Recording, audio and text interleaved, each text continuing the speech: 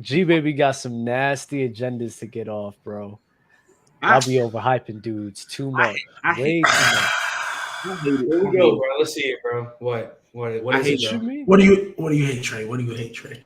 I hate it when we start pushing agendas. It's one thing if We you don't. We don't. What are you talking? I'm not saying you. I'm saying in particular with G Baby because we've had some conversations air and off air. He be pushing agendas and it's nasty. It's real. Yes. Look, I've never been one shy to admit. Sometimes I'll push agendas. I got things I want to get off my chest. But however, for whatever reason, y'all, it's not even me, you two, and other people of this wonderful community. Like Who's the two? Who's the two? Who's the two? You talking about me and Trent. Trent, Uh-huh. Trent and Trey, them two. The along brothers with like the brothers along of with like destruction. Dawson and a couple other people, shout out Coach Mark. They be pushing agendas on some of these teams, man, that I don't see why y'all be so high on certain ones, man. I just don't get it. Hold on, let's hold on. Let's make a little slight distinction here. I don't push agendas because I don't be saying nothing just for the sake of saying nothing or just to be getting reactions out of people. Some of the stuff you say, you can just be trying to poke the bear. If I say sometimes I do. But I fully believe it. Hey, hold on, But Trey. look, I think when I get to a point where it's like I feel like I sit back and I hear y'all say stuff and I just don't understand like what makes y'all be so high on certain players, certain teams. So let's start off because you know what the issue, Dub, is people think, me too, Dawson, probably some other people, that I think the Panthers have a good chance to win the division. Now, objectively, the Saints should undisputed win the division. Wait, hold on. The Saints, no, I'm saying, hold on, Trey, hold on. I'm saying they should, but I think how Bryce Young can, what's his name, be as his first year, have a really good year. We got Jonathan Mingo, Miles Sanders. We got what's his name, Terrence Ross or Adam Thielen. We got a decent offense, and then their defense is on the come up. We got J.C. Horn, who's going to emerge as really a top guy. Brian Burns, and mind you, the NFC South is garbage. Jeremy Chin. That's what I'm saying. The NFC South is garbage. Shaq Thompson is I still. think they have a good chance to win. Line is still really good. Okay. So here's my thing, right? I'm even though I got the Saints stuff on today. Yeah, you do. Oh yeah. But I'm going to be Saints fan, huh? Your real girl today. Whatever you want to call it. Whatever you want to call it. Look. Nah, you be out here gallivanting with your side piece. No, I don't.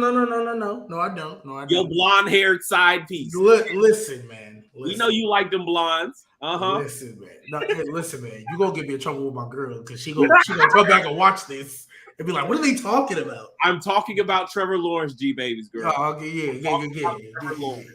But anyways, when I look objectively at the teams, because we're gonna start with the Panthers, because my thing is, if we just look at on paper, they gotta be better than the Falcons first, before we worry about them being better than the Saints.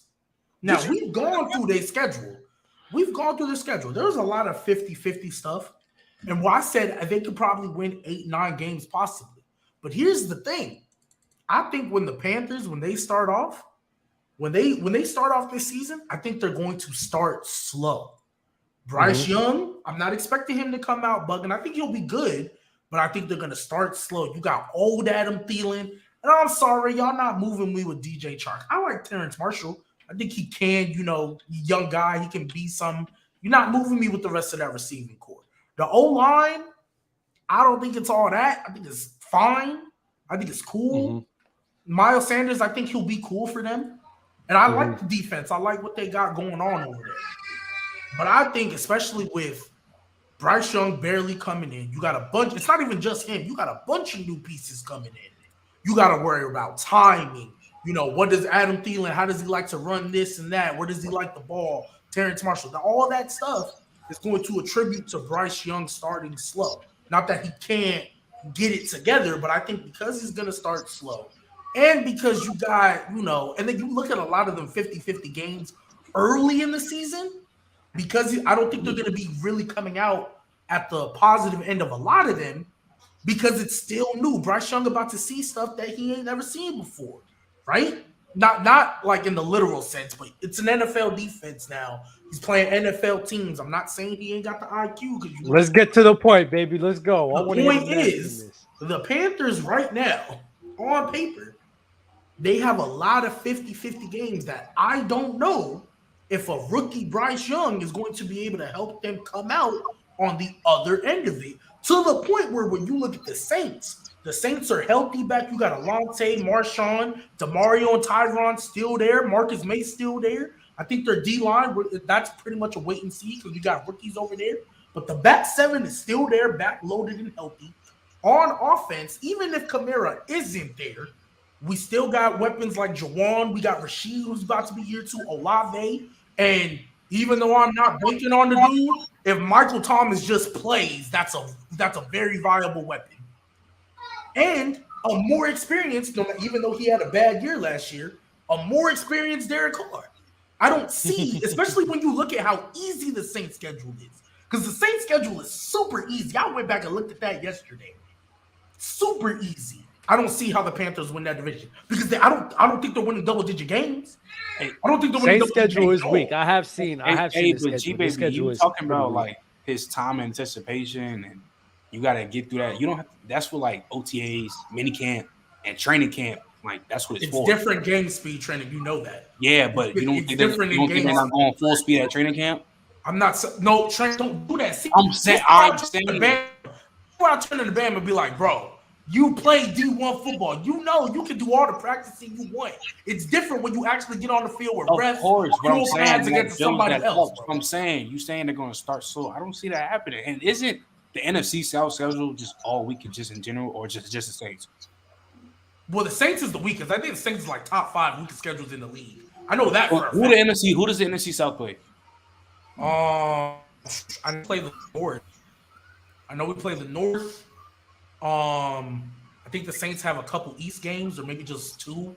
Because I'm saying AFC East. Because I think the Saints should win, but that division is wide open, like completely wide open. I don't think it's as wide open as you think. Because again, I think they got to be better than the Falcons. If we just look at on paper, I think they got to be better than the Falcons. Bro, they all have a chance. Besides the Bucks, they all have a chance to win their division. Simple as that. All the Bucks can win the division, bro. You're gonna put us out there like that? Yep. I'm sorry, Cruiser. Y'all got Baker Mayfield. I'm sorry, Cruiser. Yeah, y'all got Baker. Unless Kyle Trask is, he started. Hey, I told y'all already we trash. Hey, I'm looking for the number 1 overall pick. You know what I'm saying? Like even to Tampa.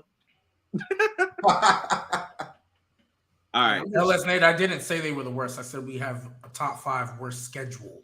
I'm just saying, no, especially with the easy schedule. Even with the Falcons, it all depends on Desmond Ridder. If Desmond Ridder finds a way and do what he do, they can win the division.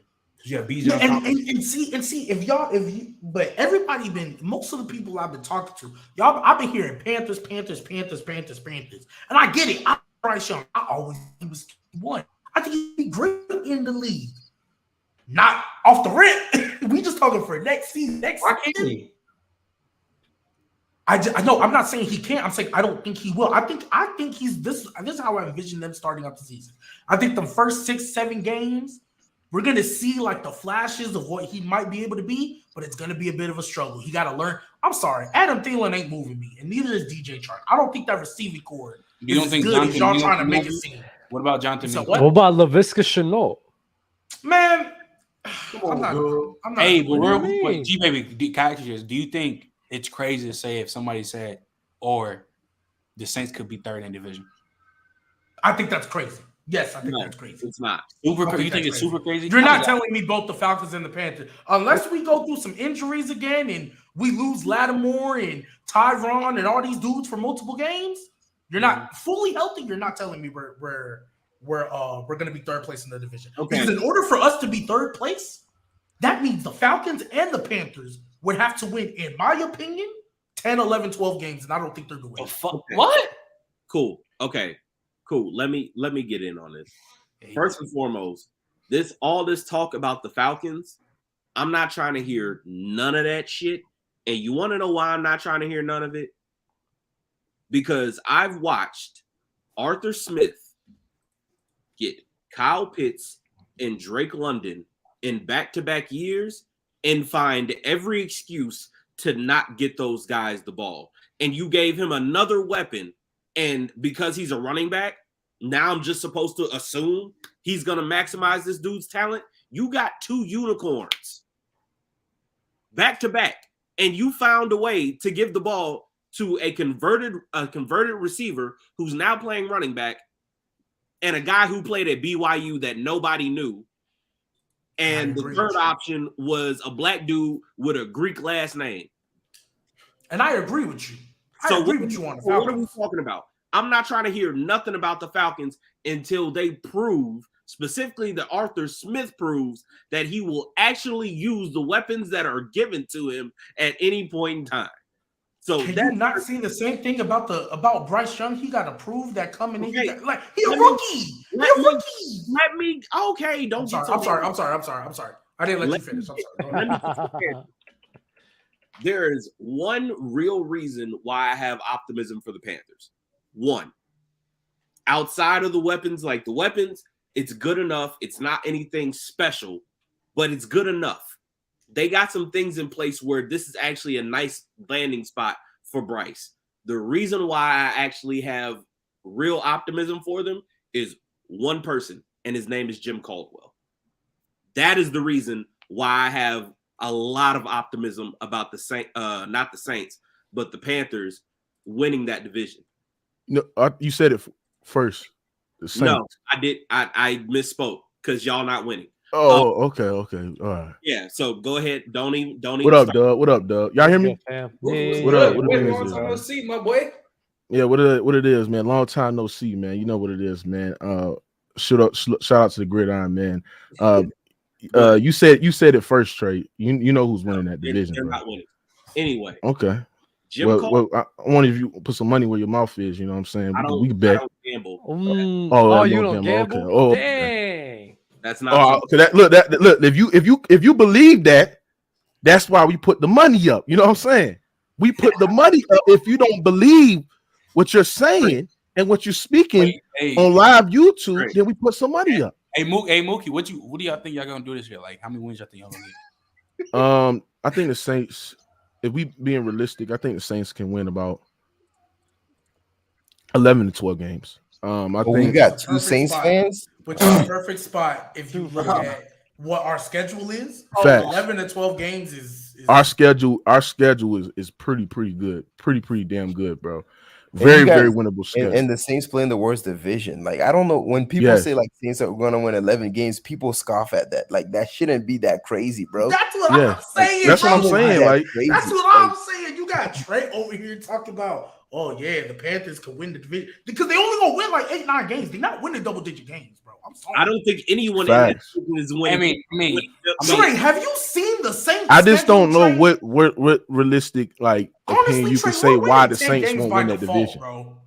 Like I don't understand why you won't say the Saints won't win the division. The Saints and the Chiefs are the 2 clearest You teams to win said the this division. last year, though. Okay, that was different though. That was different. These are different reasons.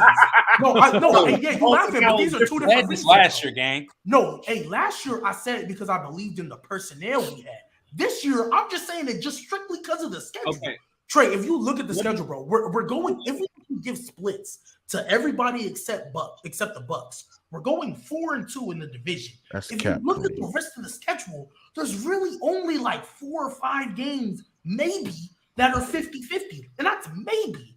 A lot of them other games, bro, like I'm not worried at all. All I'm going to say is this: the reason why I have optimism about that Panthers staff. Truthfully, if it was anybody, like any of the quarterbacks that would have went there, actually including Will Levis, if they would have just made the weird decision to draft him at that spot, I still would have felt good because Jim Caldwell, literally the reason why this dude still has a job in the NFL is because the thing that he is specialized in throughout the entirety of his career is fixing young quarterbacks and actually getting them to play at their highest. The person who fixed Peyton Manning when he was young, when he was throwing all those interceptions in Indy those first 4 years of his career, the person who was hired was Jim Caldwell.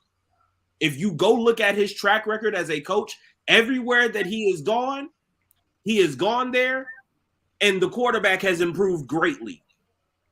So that is the only reason why I have hope for Bryce Young to actually be able to get off to a running start. And here's the key. I'll give you Jim Caldwell. I'll give you Jim Caldwell everywhere he's gone.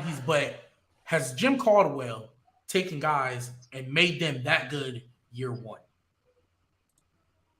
Year one. Because I'm not saying Bryce Young isn't going to be great, but in year one, to win this division, even though it is a weak, you could say NFC I don't think he has to be great to win this division. That's where you lose. No, you're bugging. You're bugging. Yeah. He absolutely does. Hold on a second. Bro. One of two things has to happen. Either he has to be great or his surrounding cast has to be phenomenal. Like, when was the last time an NFL rookie won a division? Their team won a division. Big Ben? I don't know. But either way, whoever it is, the team they had was high quality, bro. The Panthers are barely an average team, bro. What are we talking about, bro? The Panthers surrounding cast is not overrating the Panthers. The Panthers defense is their strength. No. Hold on. As a collective unit, are the Panthers more than average? Huh? I think they're more than average. Yes. Yes, as a collective unit, they're above average on offense, and they can be really fucking good on defense. The defense absolutely. Yeah, their defense is legit. But offensively, bro, but offensively, Adam Thielen, and DJ Chark ain't moving me, bro. You know, that's the only piece on the Panthers. You bring up DJ Chark, and then when Trent or me ask you about Jonathan Mingo, or like Miles Sanders, people started talking, but Jonathan Mingo, correct me if I'm wrong, but Trent, do I not always say I'm not going to bank on a rookie till I see it? So as far as I'm concerned, a rookie's unproven. So I'm looking at everybody else. They got DJ Chark as wide receiver 2 right now, or maybe 3 because of Terrence Marshall. But Terrence Marshall, either way, like I said, I like Terrence Marshall. We'll see. But old Adam Thielen and the rest of their supporting cast, it's not moving me like that. I mean, we'll see with Derrick Carr. He was just a bum last year, so we'll see. Like, what are we talking about? Situations matters. Situations matter. He's on a better enough team where you ain't got to tell me about Derrick Carr. Trent, you ain't got to tell me about Derrick Carr. We will see. But this man really, bro, you really, bro. This hold on, G baby. This is the craziest thing. The fact that you think that the Panthers roster or their team is going to be better than the New Orleans Saints, with the talent they have offensive, which I believe the Saints offense puts them over the Carolina Panthers, and I believe that their quarterback, they have the best quarterback in that division. So if you combine all of that, ladies and gentlemen, how can you come up to the conclusion that the Panthers going to be better than the Saints when the Panthers have a rookie quarterback? Their running game is very, very suspect as well, right? And on top of that, yes, they probably got a great defense, right? But bro, as an overall collection of a team, and compared to the New Orleans Saints, bro, stop it. You out of your mind thinking that the Panthers is going to be the number one team in the NFC South, bro. I don't even know what we're talking about. Hold on, if y'all saying what the Saints offense got, Alvin Kamara, Chris Olave, about to be Derrick Carr, they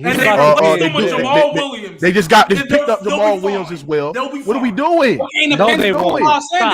Stop it. No, they're not. Bro. And then Trent, you keep going back to, this was the same conversation last year. Last year and this year are 2 different situations. Yeah, last year y'all had a better team. I don't think so. No, we did not. No, we did not. How, Doug? No, you did not. No, we did not. How did we have a better team? How did we have a better team? We had Jameis Winston, nigga that y'all say is crab legs, bro, and we had freaking Andy Dalton. And y'all have Derrick Carr now. Stop it. What are we talking about here? Is he not better than Jameis? Stop it, bro. We're acting like Derrick Carr isn't better than Jameis Winston now. No, bro. G-Baby, why are you assuming? You're assuming. Nobody said Jameis Winston is better than Derrick Carr. You said, what is Derrick Carr? Why are you saying Derrick Carr? You making it seem like it's not. No, you making it seem like Derrick Carr. Yeah, if he's Dookie, I don't know what Lamar is. To Jameis and Andy isn't an upgrade. Wow. And the defense is the same. The My thing is the same way how you saying these guys are like you saying Bryce Young's unproven. You can even say Desmond Ritter's damn near unproven. Your man's that your starting quarterback just came up one of his worst seasons. It was like damn near a bottom 10 quarterback. So that speaks to what he's going to perform next year. That's what you're telling me. Huh?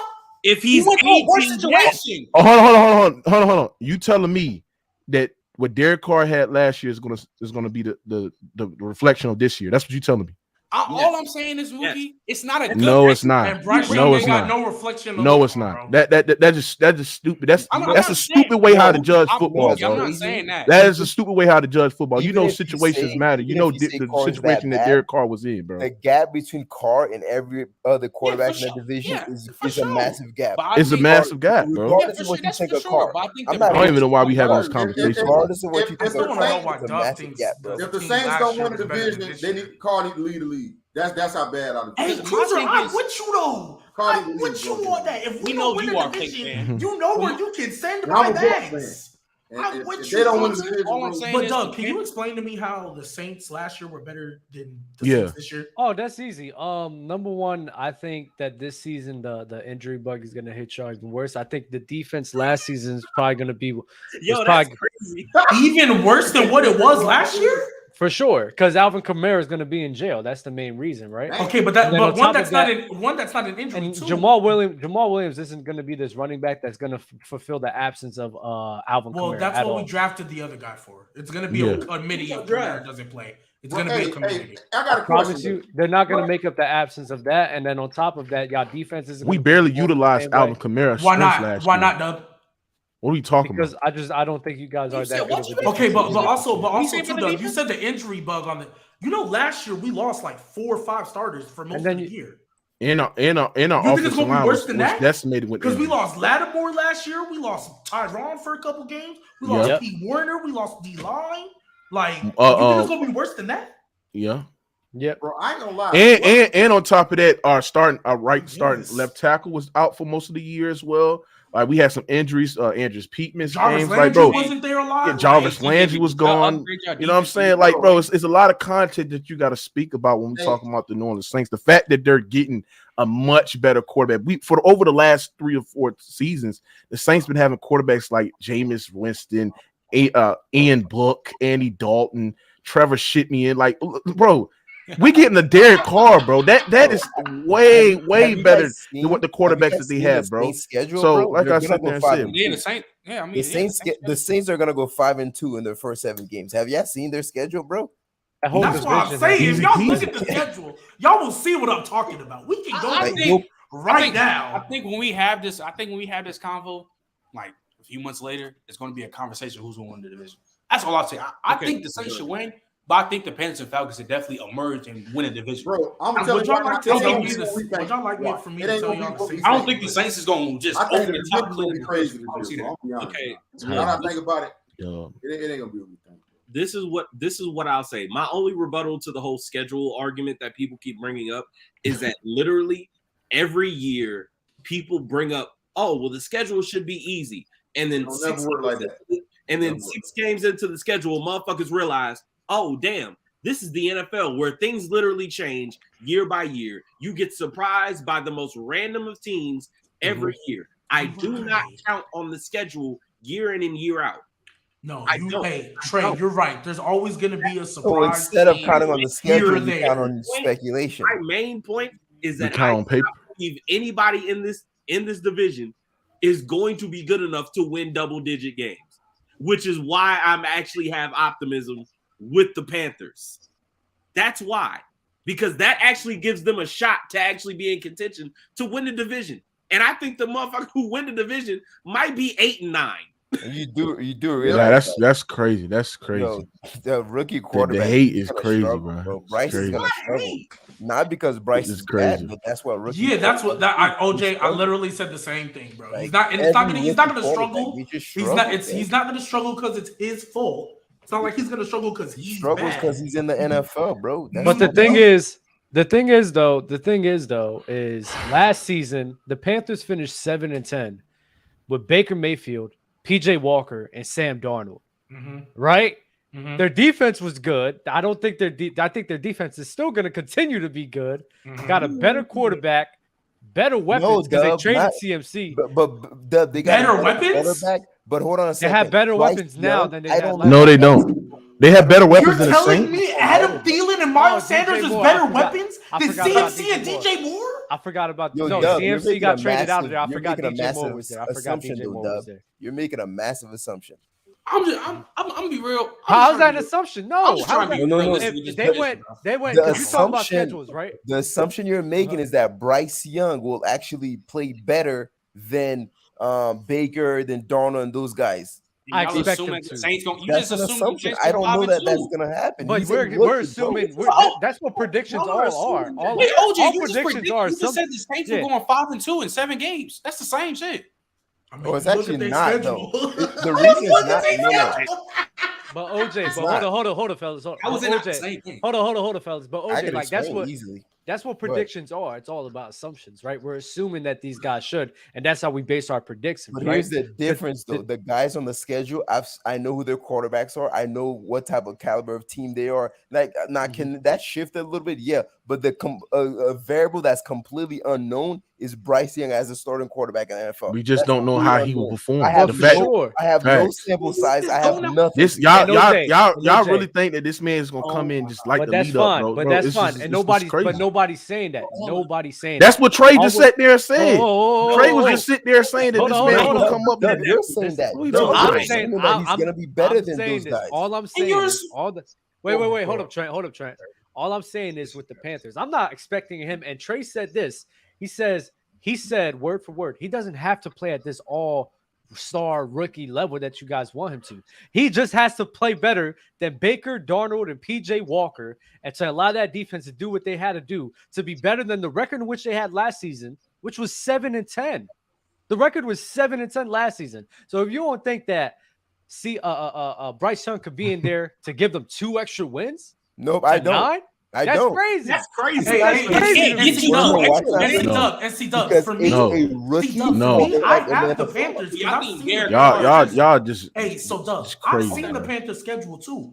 I think they can win 8 or 9 games. I think they can. I just don't think that's gonna again, and I'm gonna say it again, because the Saints schedule, literally, I think it's top 5 easiest, possibly top 3 easiest schedule. Like easiest, unless there's injuries, because we play a lot of weak teams. I think the Saints are winning 11. And I think Hey, let me hold on. Hey, let me ask you something. Let me ask you something. Let me ask Dub something. Dub, before the season last year, right? When you look at the Eagles' schedule, right? Did you think it was easy? Yes.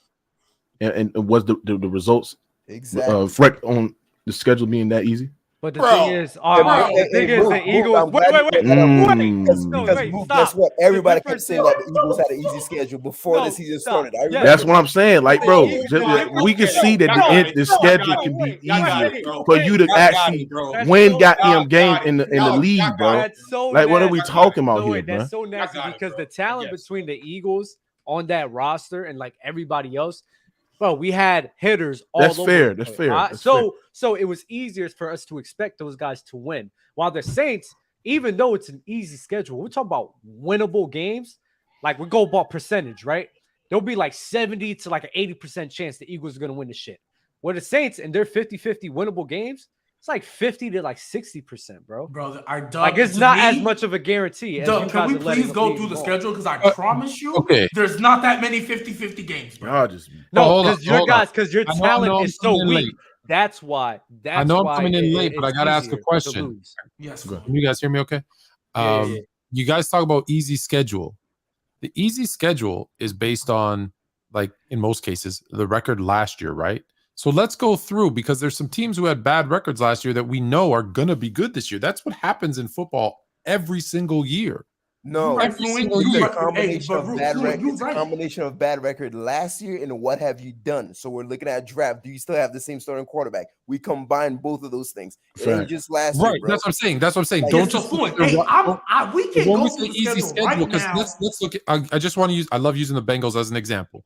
If you looked at a team that was playing the Bengals a couple of seasons ago when they were 4-11, you would have their calculation for easiest schedule would have looked easier. But what did they do? Oh, they just went to the Super Bowl the next year.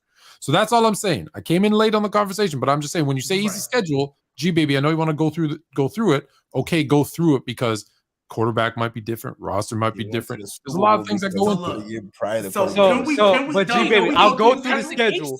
Okay, please. I'll go through the schedule with you, and I want you to ask yourself this because he brought up the Eagles.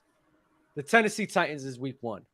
Even though they're expected to win, would you be that shocked if they lost that game against the Titans? Yes. More shocked than losing than the Eagles. Oh no, I'm not with the Eagles point, Dub. I don't agree with you. I didn't agree with the Eagles point. That's why I started laughing. That's why I started laughing. I didn't agree. That's my point with Mookie. Now with you, the thing is, even though it's an easy schedule, bro, the thing is, y'all aren't this high caliber of team to just guarantee wins like this. You guys. Let me ask you something. Let me ask you something. Hold on. Let me ask you something. Hold on. Let me ask Dub something. Where was the Saints ranked last year on defense? I could check it right now. I'm not sure. 5th? I believe they was a top 10 to top 5. For sure, top 10. And I think we were second against the pass. I don't remember what we were against the run. All right, so the Saints was a top 10 ranked defense last year. And last year we battled nothing. We was nothing riddled with injuries, right? And on top of that, our offense was garbage because we had a mediocre quarterback in Andy Dalton as well. But now we're replacing that with an even much better quarterback in Derrick Carr. Now we bring it back another guy that can replace somewhat of the other production of Alvin Kamara, but he's not going to replace the same amount of production. We'll get Chris Olave. Michael Thomas is coming back as well, right? So the Saints already got a good enough defense that can win you a Super Bowl. But now you improving the offensive talent. And what I'm sitting there saying is this: the Saints are good enough because when I looked at the Saints, what was the missing piece for the Saints? They didn't have a quarterback for majority of the years, past 2 years and stuff, right? We had a great elite level defense, but we just didn't have the quarterback. Now you bring in another quarterback as well. The coaching is a very, very question that I have with the Saints. But overall, we look at the talent. This team is good enough to make another deep run to a. And that's where we defer. Number one, this quarterback isn't who he say he is, and two, Alvin Kamara. Yes, he is. Yes, he is. Yes, he is. Yes, he is. Yes, he is. Derrick Carr. Hold on. Derrick Carr at his best is the top 10 quarterback in the NFL. Yes, he is. Super Bowl. Is he a Super Bowl contending quarterback? You said what? I ain't say all that. Is he a Super Bowl contending quarterback? I ain't say all that. If Jimmy G is, then damn well Derrick Carr is. Whoa, you lost. If Jimmy G, if y'all sit there, hold on, bro. Hold on. If you wanted to sit there and say Jimmy G is a contending Super Bowl quarterback, because the reason why he led the 49ers to what, the NFC championship and shit, right? No, I'm saying that's what people are saying. Hold on, hear what I'm saying. I'm saying that's what people are saying. Then Derrick Carr is better than Jimmy Garoppolo because Jimmy Garoppolo is nothing but a goddamn game manager, bro. So when I'm sitting there looking at Derrick Carr, yes, Derrick Carr can be good enough if you surround him with talent. For number one, Derrick Carr has never been with a top 10 defense. It's going to be the first time he's been naturally with a top 10 defense. The schemes that he was in Oakland, right? He has more of the full commands of the offense with the New Orleans Saints as well, right? When you combine all of that with the talent they have and the elite defense they have and a better ran organization as well, absolutely the Saints are good enough to contend and for a Super Bowl. I'm going to ask a question. I'm going to ask a question. Yes, Floyd. Everyone. I'm going to ask a question. Everyone except for Mookie can answer this question. Everyone except for Mookie, because I know how you feel, Mookie, so I don't need to ask you. All right. So if you take Derrick Carr in the last 2 seasons and you put Derrick Carr on the Eagles, the Bengals, the Rams, or the Chiefs, does he lead that team to a Super Bowl?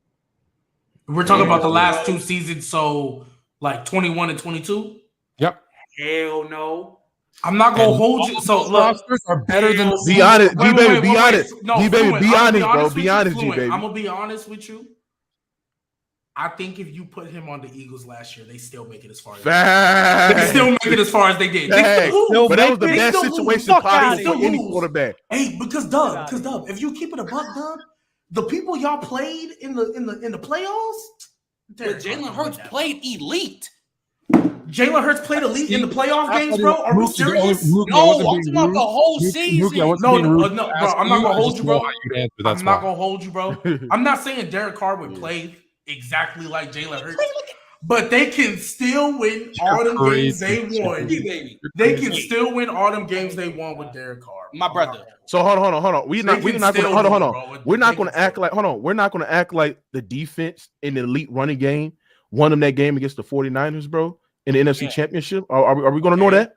Are we just going to ignore that, ladies and gentlemen? And the Giants, don't forget what they did to the in the Giants game too as well, bro. So we're ignoring that, right? Mookie, all the quarterbacks that fluent name on those teams played at an MVP level. Period. Derrick Carr hasn't played at an MVP level since 2016. Nigga, I was in the 8th grade. He didn't play at an MVP level in 2021. But that's not my point. My point. Hold on. That's not my point. Trent. My point. Hold on, Trent. My point is right now. Hold on. Trent. My point is I said this Derrick Carr that you're getting right now on those teams. Oh, I heard the last 2 years. I heard the last 2 years. Yes. Oh, okay, then no. Yes. What the bro? I heard the last 2 years. Hold on. G-Baby. Don't let them switch you up, bro. First of all, y'all got to understand how great that Eagles situation was. They had an elite running game, an elite interior presence with the trench line as well, right? Elite running game. Bro. What you mean? How they had elite? Why did they have an elite running game? Because they had the running game was elite. It was not because of Jalen Hurts. It was not just because of Jalen Hurts. It wasn't not because of Jalen Hurts. No, it was not just because of Jalen Hurts. You still had Miles Sanders that was there too as well, right? Jalen Hurts off the Eagles. Do you think they still an elite running team? Yes. Dub, you're the Eagles fan. Yes. I just think they use their running backs more. I think they're still an elite running attack. Thank you. Oh my goodness, bro! Y'all want to sit there and tell me that without Jalen Hurts, this Eagles front line is not elite? They're not able to get in the trenches and run downfield, bro. What are we talking about? A top 7 quarterback to a dude not top 15. No, but I'm basically sitting there saying is this: the running game, the trench line was so elite, bro. They had one of the greatest offensive lines we have ever seen in football, bro. The fact that they was the number one ranked offensive line that create lanes for running backs to run downfield, to get up extra yards, to get the chuck yards, to pick up extra yards downfield as well. You combine all of that, right, with the elite defense, with elite pass rush. Secondary was ranked number 1 as well, right? So if you combine all of that, that was in a perfect situation. Jalen Hurts did not have to throw the football there near 25 to 30 times a goddamn game because you had an elite running game as well. You had elite outside threats on the outside with Devontae Smith and with AJ Brown as well, who was a top 10 route receiver. You had Devontae Smith, who was almost a top 10 receiver. What are we talking about here, bro? Your man that you're talking about, first off, just had Devontae Adams. And second, you're missing a whole nother part of the elite game that they had, an elite passing game, and who was throwing the ball? A top 10 quarterback, who's Derrick Carr, who's not even damn near top 15. Okay, Jalen Hurts this year. And hold on. Derrick Carr can never do that. Never. Yeah, because the situation with the Eagles was much better than what the situation for the Oakland Raiders. You just looking at talent. You just going on Google, just looking at the talent. Oh, they got Devontae Adams. They got this guy. They got this guy. But if you look at the situation, bro, the Eagles was a way better situation what the Raiders were. Because you don't factor in the fact that the Raiders you don't factor in the fact that the Raiders had one of the worst offensive lines in the league. You don't factor in the fact that their defense was damn near garbage, right? You compare that to an Eagles team who had elite secondary, who had elite pass rush, who had elite O-line, who had elite running game as well, and had 2 top 10 receivers. What are we talking about here, bro? Mookie, so let me ask you this. Wait, hold on, Mookie. Hey, did Derrick Carr not have the best receiver in the league? Did he not have the leading rusher in the league? Yes, he did. He did. Going ducks left and right. He did. So you saying that means nothing. Hold on. You don't win football games just. Hold on. You don't win football games just with an elite receiver and it's a great quarterback. You need an overall better situation. Football is an ultimate team sport. You have to have a good, productive defense because defense wins Super Bowls. Defense wins championships, ladies and gentlemen. Right? If that situation is not good or good enough that a quarterback can get over the hump and make deep postseason runs to an AFC championship game, bro, you're not going to win. The Josh Jacobs point that Trent's making, that's a very fair point. That's a fair point. Like you can't talk about the elite. Okay, Josh. Elite receiver and elite running back. Everyone slow down because I have a question for Mookie specifically because he brought up a point and I need to string it back to something. So they were talking about the Eagles' run game, right? When Fluent said it was because of partially Jalen Hurts, you scoffed at that and you tried to rebuff and say it was the offensive line. So, one, that's incomplete because somebody has to be able to navigate through those holes and actually create yardage after they actually block the plays up. And the guy who played next to Jalen Hurts is currently now in Carolina with the Panthers. And you scoffed at him when I brought him up and said, oh, well, that collection of guys is just above average, even with this person there. But he was part of an elite offensive group last year. So is it Uchiwala, is it one Mike? So what, like, you can't have it both ways. Here what you got to understand.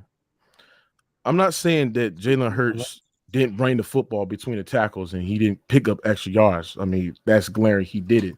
But I'm saying that the part of the reason why that run game looked so good because that offensive line was so stacked and was so great. We cannot deny. Hold on. We cannot deny that they made the running backs like Miles Sanders, right, and was it Jalen Hurts' job even more easier because they're winning a matchup in the trenches, bro. They're creating open lanes for them guys to have opportunities to goddamn run downfield and pick up extra chunk yards. They're dominating the line of scrimmage. So when you combine all of that and factor in the fact that the Eagles, I believe, offensive line had damn near 3 to 4 goddamn Pro Bowl offensive linemen, right, bro? That's part of the reason why that offensive line was so successful. You give any other quarterbacks that could be applicable to, it would be the same success. Hey, wait, no. Frank, let me finish, because this is the thing that you're discounting. The reason why that run game was so elite is because you could not single in on one single person in that backfield because they were playing 11-on-11 football. They always had the numbers advantage in the run game because of Jalen Hurts. If you take Jalen Hurts out of that offense and you put Derrick Carr in there, they no longer have that advantage. So even with an elite offensive line, either what you're telling me is that Miles Sanders is much more than what you were saying that he was before when we were talking about him with the Panthers, or that's not what I'm saying. That's not what I'm saying at all. When you have a great offensive line, that means they give you more time in the pocket between a quarterback. Derrick Carr would definitely strive over that. If you give him damn near 5-6 seconds and that got me a pocket where he can scan the field, find the open receiver, find a receiver that's going downfield, that'll give you extra time in the pocket as well. Then on top of that, they will actually help your running because they actually creating lanes. So when Derrick Carr is under the gun and he's snapping in between their running back as well, they're winning their matchup in the trenches, which actually help their running backs, bro. I have seen so many times where great offensive line help great running back. I'm just asking, is the Raiders' offensive line trash? They're not great. They're not. We should be praising Josh Jacobs a little bit more, because if he ran for damn near 1,700 yards behind a trash offensive line, then Josh Jacobs it was more like mid to average, but I get your point. Well, I'm saying you might as well praise my point was, though, how many times Derrick Carr rushed for 100 yards behind that same offensive line that Josh Jacobs ran for damn near 1,700. That just shows you the fact of his pocket awareness. He has great pocket awareness where he fights and fight for extra yards and actually make a play. I'm just saying, if you don't think Jalen Hurts had something to do with that elite rushing game, I don't know what else to tell you. Damn near 800 yards. I didn't say that. I've sat there and said, like, would help them more to be for the Ravens running attack to be more elite is their unbelievable, undeniable offensive line. It was prevalent. It was prevalent against the 49ers. 1,200 yards. If Miles Sanders goes for 1,200 yards behind this elite, as you're saying, offensive line, versus Josh Jacobs, who goes 1,700 yards between a mid offensive line, what do you think Derrick Carr is going to do in the rushing game, which is nothing, right? We agree he's not going to do, even with that. With that offensive line, is Derrick Carr rushing the ball? You telling me that Derrick Carr does not have the ability to actually there's no reason there to have the ability to. Not Jalen Hurts, but Derrick Carr still possesses the ability. Hold on. Hear what I'm saying. Derek Carr still possesses the ability where there's no. Hold on. Hear what I'm saying. So do you agree that even behind that offensive line, Derek Carr is not going to be an elite rusher? So that takes away one dynamic from that offense that Jalen Hurts gave them. No, this is what I'm saying. I'm saying is this. I'm saying if Derek Carr was with that elite offensive line that the Eagles had, he would have abilities to pick up yards, especially when the receivers and nobody's getting open, when there was no reads there, because Derek Carr has possessed the ability to step up in the pocket, scramble right as well. If the receiver's not there, throw on a run and pick up extra chunk yards. He has the ability to run with his legs. He's very, very mobile. He's just not just a pure strictly just stand in the pocket. And if the receiver not there, just go out there. What are you talking about, bro? Moving out, moving out the pocket. Yeah. Yes, he has the ability to do that. Absolutely. G-Baby, do you watch Derek Carr? Can move out the pocket and start scrambling, bro. Hold on. Do you watch Derek Carr? So you telling me that Derek Carr does not have? You're saying Kirk Cousins can move out the pocket and start running for the Eagles, right? That's what ability they possess. What? That's what ability they possess. I'm not saying. Hold on. You make it seem like I'm saying that that's what they're good. That's what they're known for. I'm saying they possess that ability, bro. No, Kirk Cousins, Derek Carr don't possess that ability. If that's the case, so if they don't possess that ability, why? Hold on. If they don't possess that ability, why have we seen them do it countless times, bro? That's fine. Wait. Everyone, wait. Derek Carr literally rushed for less than 7 yards a game last season. He was not a rushing threat. Hold on. Okay. Look at last year. So you just measured one season. Wait. Hold on, Mookie. Watch this. You guys don't see that the goalpost is moving every 10 seconds. Don't worry about it. Don't worry. You know what the greatest thing about all of this? Lamar Jackson's got to be this great passer as well. Now we going off of this because he passes far more than Derek Carr's running the ball. So no. Lamar Jackson, Stop it. He's I don't know what he you're has talking to about. be. But hold on. What I'm saying is this: is that if I like how you Lamar just measured it for one step If aside. Lamar was on the Bengals, they would have went to the Super Bowl. Hold on, Fluent. So you said, give me that stat again, Fluent. What you said? Oh my God! Last season, Derek Carr rushed for less than 7 yards per game. Do you think it would be better if it was a better offensive line? Oh my God! Not Jalen Hurts better. I know it wouldn't be Jalen Hurts better, but do you think it would be better than 7? Who you think Derek Carr is? Hold on. What I'm saying is this. Jesus. Hold on. What I'm saying is this. What, he goes for 10 yards a game? What I'm saying is this: is that his ability to escape the pocket, go find plays. Nah, see, hey, bro, y'all, if y'all want to just troll, bro, y'all just go ahead and have it, bro. No, y'all trolling, bro. No, because I watched Derek Carr play, bro. I watched him see how you step up the pocket. Okay, then. So, no, you haven't. Yes, we have. But what I'm saying is this: is that I've seen Derek Carr make plays with his legs, and if you be dumb or not. Watch the games. Watch Derek Carr. You don't think? I've seen Tom Brady make plays with his legs. That doesn't mean I'm letting him run behind the open field. But Tom Brady is mostly of a pocket quarterback, bro. If his sleeve is not there, well, I'm not saying that, but I'm saying that he has the ability to do that when their read is not there. He's just not going to go there and just cover up like Tom Brady does. He's not like that. He makes plays. What are we doing? Y'all just hate Derek Carr. Y'all just hate Derek Carr on this channel, bro. That's all y'all do. You're gonna be so disappointed this year, but I love your commitment. Don't worry. I will be right. I'll be right. Rushing yards for the Eagles. He doing that QB sneak. I want to read off some super chats and go into a next topic. So give me 1 second, fellas. Air McNair or D McNabb? Air McNair. McNair or McFlab. And RP to Ryan Mallett, man. Oh, dude, that's horrible.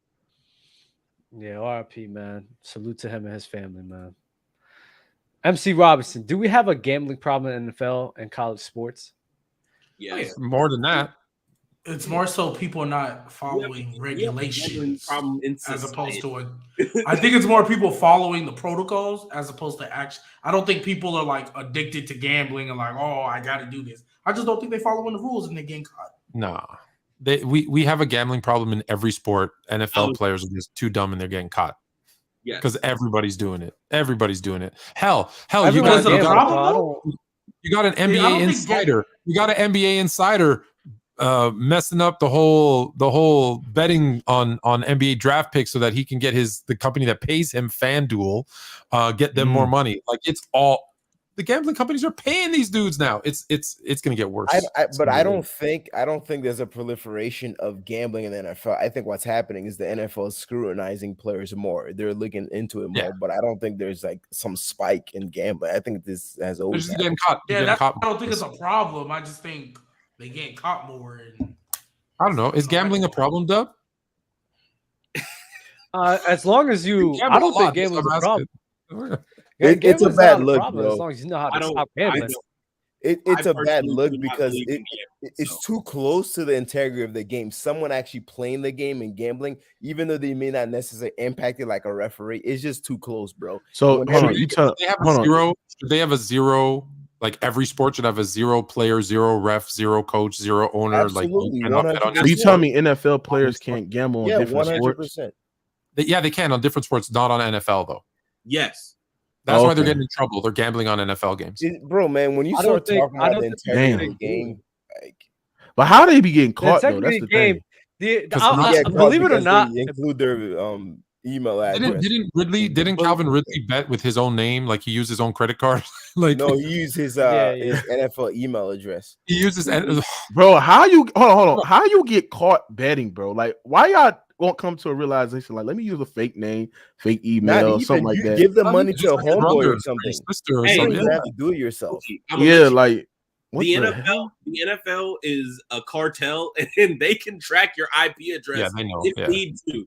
And they have private investigators. They have private investigators. But why would the NFL do all of that just to find somebody that's just gambling? Like, why would they? Because for the NFL, private investigators to go and scout draft prospects just to make sure you're on the up and up. Like, but the reason it comes down to money though. Former federal agents who work for the NFL front office, dude. Like. I understand you got to give your ID, but there's somebody that you can give out fake IDs. Like there's other ways you do it. Like I don't understand. Ridley's an idiot, bro. Calvin Ridley's an idiot, and all the guys that get caught an idiot. And I'm not condoning gambling per se, but come on, bro. Like, look, there's so many ways not to get caught. The thing is like everyone's so worried about the integrity game. The integrity game's been in jeopardy for years now, for damn near decades. So it's like the integrity of the game's already fucked for sure. Because the refs are the ones. Scandals the refs are the ones that it's worse. And they're the ones. I don't know about that, bro. That's a big accusation. You're gonna have to come with some because they're not full-time employees, and that's the major problem. You know what I would say? I would say let them all gamble on I don't care. Let them all gamble on anything they want. I don't care. The only thing you can't bet on is against your own team. Other than that, go nuts. I don't care. It's your money. Like, who cares? I don't care. Stay away from the teams that you're a part of, like in your games. Yeah. But other than that, it's like, what the fuck is the big deal? Like, people not trying to gamble. And Fluent, I think Fluent or somebody on the show said this, like, bro, they're millionaires already. They're not trying to sit here be like, let's affect this game so we can hit our parlay. So I get we get bread already. If you open up that Pandora box, bro, I know it's different. I know it's a different sport, but Pete Rose being banned for life because he bet on himself to win, dude. That's what you want. That's what you want. Yeah. Yeah, you say that. Put money on me. What the fuck? Yeah. And then you gonna get banned for that? That makes no sense. It makes sense if it's against the rules, bro. So it's not that he got banned. That doesn't make sense. What doesn't make sense? Not all rules are good rules. Okay, but that's a separate conversation, though. That rule stemmed from the White Sox. Yeah, the White Sox or the Black Sox. Back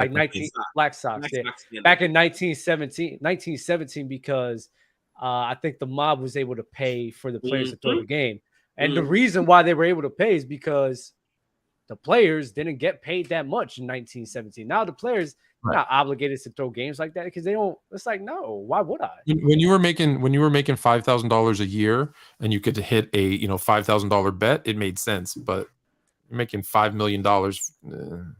Look, all I'm saying when it comes to gambling is this: the players I'm not so really worried about, because at the end of the day, they're getting paid a lot. Now, once you start talking about something like the rank and file guys who make up the bottom half of the roster, that could get maybe a little dicey. But the guys that I worry about the most aren't the players, it's the refs. Because again, these are not full-time employees of the NFL. That needs to change. That's the part that needs to change. I feel much more comfortable with gambling if you were paying these guys a full-time salary, so they're not ever enticed at any point to get involved in something where you are jeopardizing the integrity of the game because you're trying to line your own pockets. I don't know about that, bro. I don't know about that. Look, it's we've like seen it happen in other sports. Think about it though. In the NFL, we've said this a million times. You could call holding on every play. Yep. And now if the ref is getting paid, they easily could have perfectly timed holding calls because there's holding on every play. Yep. So they can affect the outcome of a game pretty easy. For sure. Probably more than the players. Bro, man, like it's definitely some of the highest paid refs are getting over 200K a year, bro. A lot of them are getting 100K. They're not getting like chopped liver type money, bro. They're getting paid, bro. They're just contractors. That's what it is. They're getting so don't confuse the fact that they're not full-time employees with this notion that they're not getting paid. There's a difference. You could be a part-time contractor and make bank. There's not a correlation necessarily. I'm not saying. Let me ask you this. How much do you think an NFL ref makes on average? On average, the highest one makes over 200,000. On average, I would say at least 80 grand. On average, they make 200,000. That's a lot, bro. Hold on. No, it's not, because a lot of them are like lawyers and you got to remember that 200,000. No offense, guys, it's not a lot of money. I know it sounds like a lot of money. It's not. Major League Baseball umpires, how much do they make? Nah, bro, that's a lot of money, bro. Just say, relatively speaking, it may not be, maybe to you, but generally, bro, it's 200K for working not 5 months. That's a lot of money. How much are they working, bro? It's not a lot when you're dictating the outcome of a game that makes billions of dollars with athletes who are making tens of millions of dollars. It's not in comparison. Umpires in the MLB, 450,000 is the average. Bro. That is that's one of, honestly, Fluent, that's one of the worst analogies I've heard, because at the end of the day, if a CNA works for a hospital, bro, a CNA might get 18 an hour, but that hospital might be bringing in billions. That's literally what you just said. The value a CNA brings is not as much as it's comparative to the value NFL ref brings. So you can't. My point is this: the revenue of the NFL and say, okay. Oh, they should. Let me give you a better analogy. Let me give you a better analogy. I'm a ref getting paid $200,000, and there's guys who are gambling and making millions of dollars. It's easy for them to influence me by giving me $100,000, which isn't a lot to them, to blow a game because they're going to make millions of dollars. Because it's about integrity, and integrity is integrity, bro. Period. Because at the end of the day, there are practice squad players that are making $115K, which is less than referees. So we could talk about this all you want. At the end of the day, bro, $200K for what, 4 or 5 months worth of games, bro? That is plenty, bro. Who doesn't have the mental fortitude and the integrity that you speak of to jeopardize the integrity of the game. That's the assumption that you are making here. The assumption that you are making here, OJ, is that these people cannot be corrupted. And we see every day. Not at all. We see they might go in. They're already corrupt. They might already have a gambling problem. They already owe someone money. You don't just bribe a referee. For you to do that, you'd have to bribe the entire crew, the side judge, the umpire, everybody. Because what's gonna happen is the one guy that you're not bribing is gonna see that referee calling. Wait a minute, what's happening, bro? Why are you calling this, bro? And before you know, there's a meeting. They're gonna get him out. You're gonna have to get the whole crew. Pretty much every game. Hold on. Pretty much every game comes down to. We always say this: 1 or 2 plays, right? So all it is one call. One call at the right moment can completely affect the outcome of a game. So you only have to pay off one. I'm not saying it's happening. What I'm saying is when you're a part-time employee, forget the money. Remember the money. When you're a part-time employee getting paid $200,000 and someone offers you $1 million, you can be corrupted pretty easy. You might be a man of integrity, and that's good for you. what you guys are saying borders on conspiracy, bro. Like it really does. I'm not Because saying you guys act like there's it's possible. That's all I'm saying. it's not impossible, but I just think it's very far-fetched. It's too far-fetched to even seriously worry about. But it's also far-fetched to just assume that players would just sit here and just abuse the game like that. It works both ways, which is why it doesn't matter. You're right, but I'm saying the reason why the NFL is so big on this is because, like, for them, the integrity of the game is everything. And once let me ask you some, OJ. Why is Calvin Ridley, who's getting paid however many millions, betting $300 on a football game when he knows he can get him suspended for a year? Yeah. There's a lot of that's just stupid answers to that question. But it's okay. So to think a ref is an idiot. So to think a ref couldn't do that, I think you're being whoever, people in the comments are like, oh, you don't know. Just think about it. It's easy. It could happen. Easy. That's all. My whole $200K for like 4 months. I'm not gonna lie. You taxes on $200K, just so you know, in Canada it's 53%, because I know that's what I pay. It's the NFL don't want. They don't want you to make. I'll tell you that. The taxes. They don't want to make you. They don't want to make. Taxes would hit. It doesn't matter. That's crazy. For 4 months of work, that's fucking great money. You telling me I'm making $200K in 4 months? With taxes? I'm sorry. I don't care what y'all say. If you giving me $200K, that's a lot of money for a third of a year. Shoot, why we act like that's not money? I'll be a ref right now. Hold on, G baby.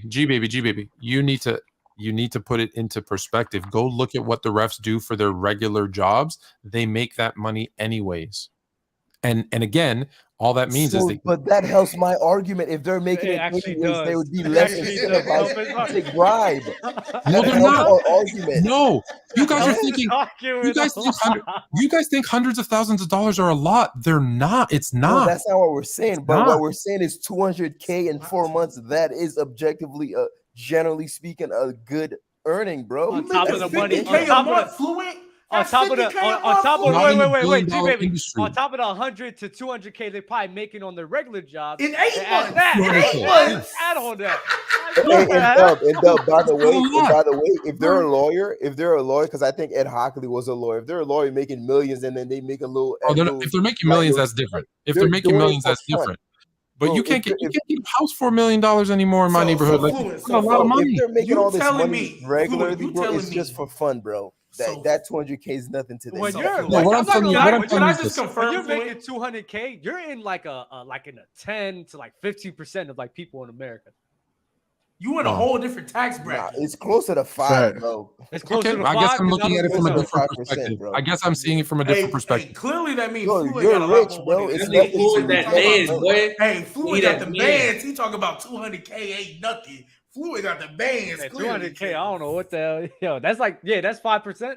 That's the 5%, OJ. Like, for sure. Yeah, that's top 5% in America. For sure. I didn't realize I was in that percent. And then with the tax at that bracket, they're gonna probably take away 66,000. So minus 66,000 from that. But if you're smart, you can make it back on investments, bro. So really, like, you could eat that 66K, bro. I'm sorry, $200K in 4 months. 4 months. And I'm making $100K. Hold on, but G baby, hold on, G baby.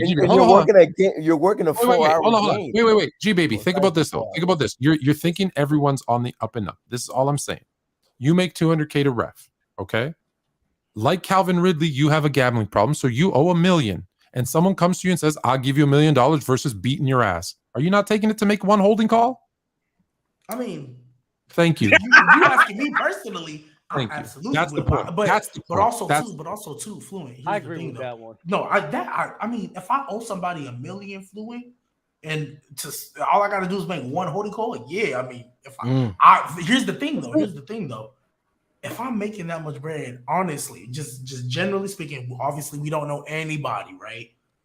How you gonna be in a debt $1 million? Because I don't think Calvin really has a gambling problem. What? I just think he didn't follow the rules. It's not like he was sitting there like it's not like he was addicted to gambling. You don't know how. I'm using him as an example. I just think he risked his job to make a bet. So all I'm saying is, refs are human beings as well. And just so you know, anyone who has money will tell you all they want is more money. You guys got to remember that. Don't look at it from I make. It's easy to spend. It's hard to make. Right? Like I make $50K a year, so 200 would be crazy. No, if you're making 200, 400K a year, dude, you want $1 million. Like you always want more, and that greed is what makes you There's a lot of successful. people that Hey, make 400 makes a you year, they spending acceptable. 500. Fluent, That's of all. course you want more. Now, if I owe somebody $1 million and all I got to do to fix that is make a one holding call, that's an easy job. But we talking like, because you say Calvin really had a gamble. I genuinely just think that man tried to hide because he wasn't making crazy bets. I just think he didn't follow the rules and got caught. I don't think he has a gambling problem because I tell you right now. My point, hold on. You don't think someone who risks their career to make a bet has a gambling problem? No, I don't think so. I think You don't think so? You're making a lot of assumptions, though. There's an assumption you're making. When Calvin Ridley was gambling, I don't think in his mind he thought, oh man, I'm putting all this on the line. The same way for a lot of married cats that cheat on their wives or what have you. I don't think they're saying, bro, I'm gonna ruin this and I have 2 kids. I think they're in the moment. Maybe they should. Maybe they should. And so he just he wasn't. Maybe he wanted to feel normal, bro. Like that. My rebuttal to the whole maybe he has a gambling problem thing. I don't think he has a gambling problem. I'm using him as the example, but yeah. I know you're using him as an example. What I think this was a case of, honestly, because I've been around some of these dudes before, there are certain rules, and because there are guys that are around my age, there are certain rules that they're just like, you know what? That's dumb. And because I think it's dumb, I don't give a damn if it's a rule or not. I think it's dumb, so I'm not gonna follow it. He said, I'm at home, I'm hurt, or I'm dealing with whatever, and my boys playing. I want to throw a little bread on my boys to show love. That's how I'm gonna show love since I can't be there. I don't care if it's not the rule. It is what it is. I think it's a dumbass rule. So screw your rule. And I think it's a dumbass rule too. I agree. That's what happened. Agree. All right, G baby, can you transition to the next topic? Love to see it, man. So we're gonna continue to stop overhyping trash teams. We talked about Bryce Young and the Panthers. Let's talk about CJ Stroud and the Texans, man. I want to know what y'all think they finna do this year. Because a lot of people trying to think they finna compete with Duval. And I don't see it. So who said that? Trey, we was in the VC, bro.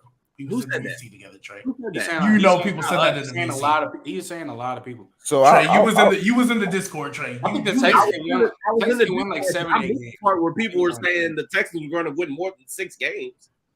I'll start out. As far as CJ Stroud, bro, I'm not big on him, and I'm not small on him either, man. I'm on the camp of kind of like, man, I don't know, bro, and I'm gonna have to wait and see. But at the end of the day, bro, no matter how good a quarterback is, you're not gonna overcome your situation if it's bad. And Houston is, I mean, they made a great move. I think DeMarco Ryan is an excellent coach, but there's some things there, bro. There's a lot that's missing, man. It's been a losing organization. Defense hasn't been. They've always had good defense historically. That's not the case past couple seasons. So I think he's gonna struggle. I think they're gonna struggle. And honestly, bro, I'd be hard pressed to see them winning more than 5 games. So can I hold on. Oh, I'm sorry, G baby. I just want to be clear on the question. Someone said that the Houston Texans were going to be good. Yeah, that's what I was laughing about. Like, why did I mention it a bad team? No, because Fluent, this all came because you see on TikTok, you be in. I don't know, you don't be in the Discord, Fluent, but like just a lot of Discord. Hey, DeMeco Ryans, they had a great draft. The Texans, they might actually do some 9 games. Hey, if you might play 9 games. I've heard it. Might play 17. So the reason we're doing this is because there's the overall reason, because there's been a lot of hype about the rookie quarterback class coming in, other than Will Levis. There's been a lot of hype about the quarterback class coming in and what they might be able to do year one. And so I just feel like we need to bring people back down to earth. And the reason what I was going, I like the Texan draft. I like Ryans as not as a coach, because I haven't really seen him as a coach, but I like the idea of him being their head coach, because he's a leader. He comes from that organization. He's aware of what's going on there in Houston. I love Houston as a city.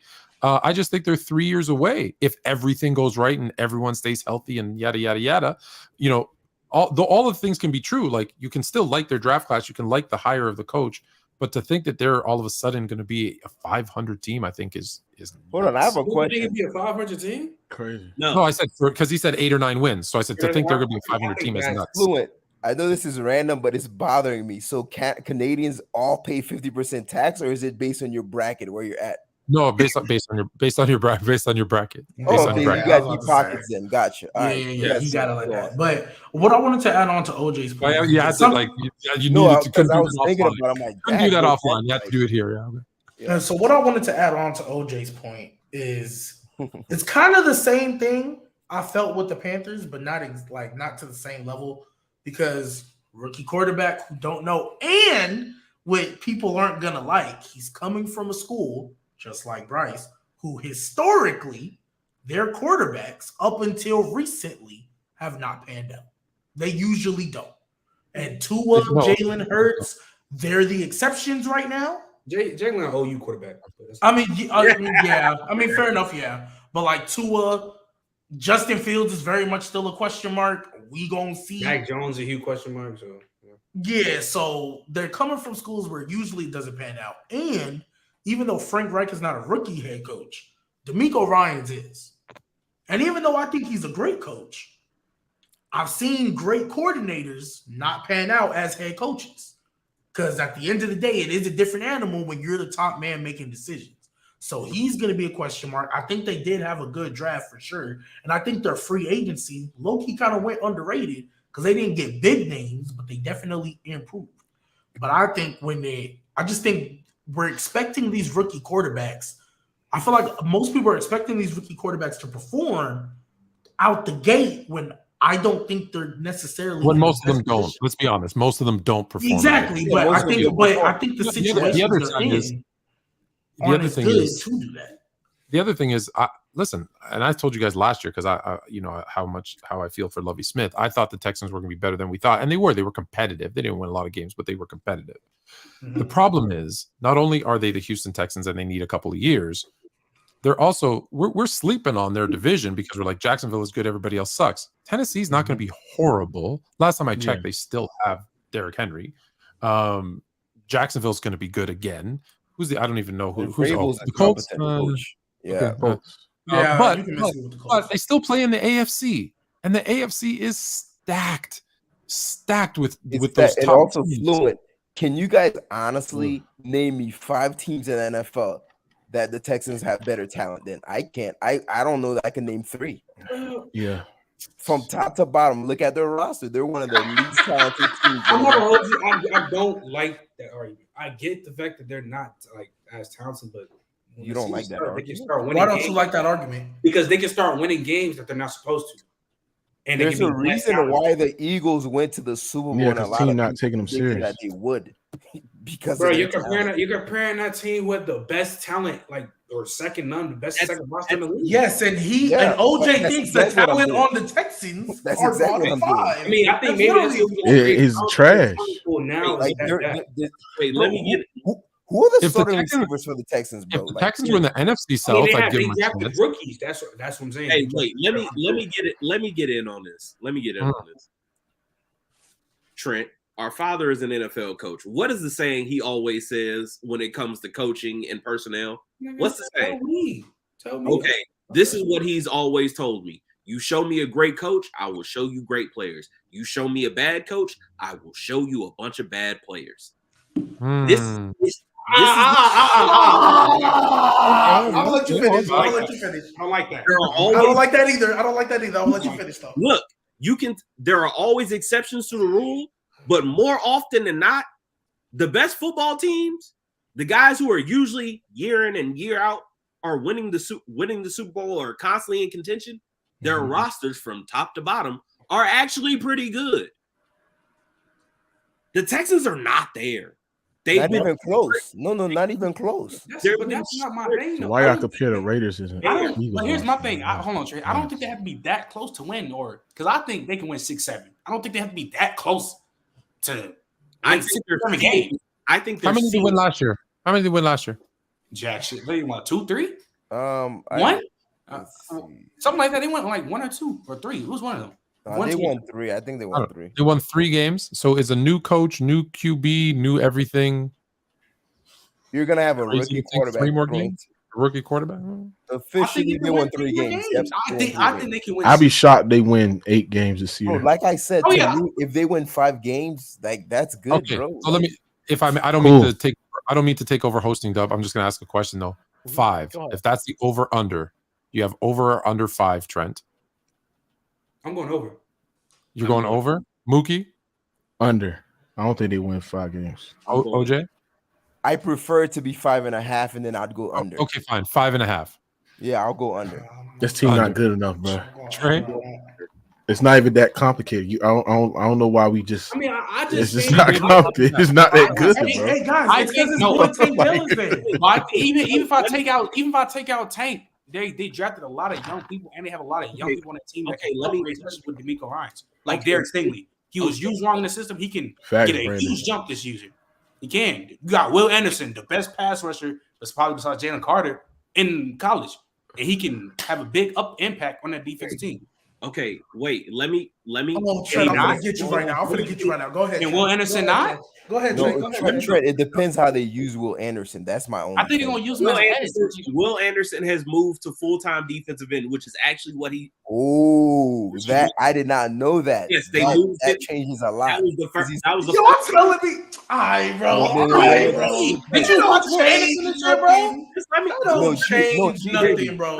Baby, edge rushers, in my opinion, impacts the defense more than any other singular position. That's why I think that didn't change the win count. Hold down. This is because fair enough. I don't think. Maybe not the win count. Texans' ceiling is 6 games.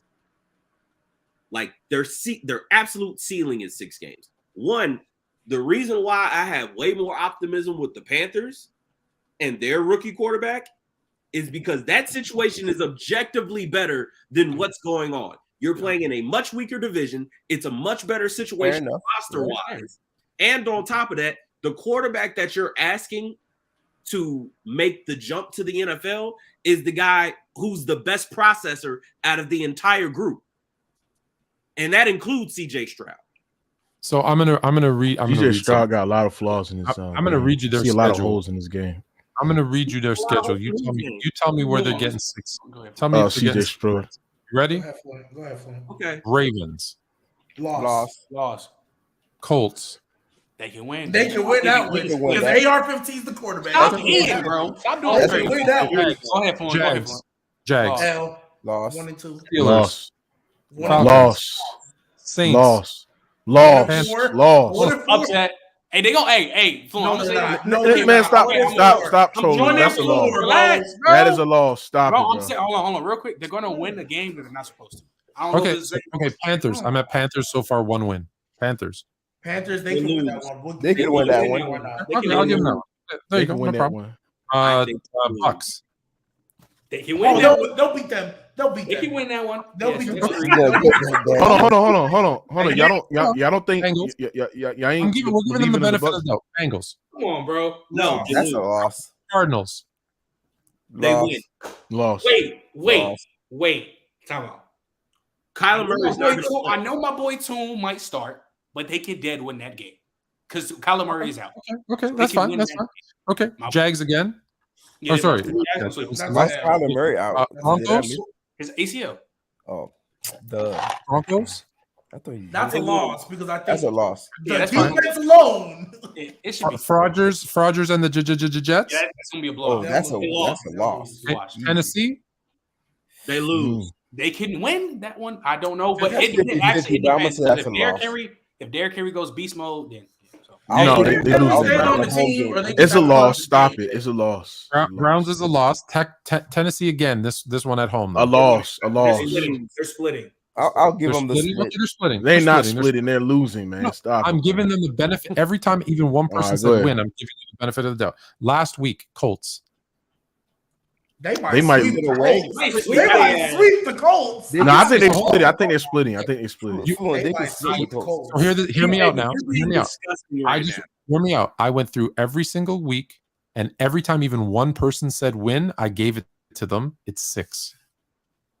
That's what I said. I said by the ceiling. And you know what's funny, bro? That's sweeping the Colts and splitting with Tennessee. Of the 6 wins you gave them, they're all 50-50. There was no game that was like they're gonna win that one for sure. Exactly. All of them are 50-50, bro. And You know it's what? a rookie quarterback. I don't know if he's going to come out on the One positive bad end of the ref 50-50 call. game. One bad ref call, and those games all turn on them. Yep. It goes back. We're back to full circle. Yeah.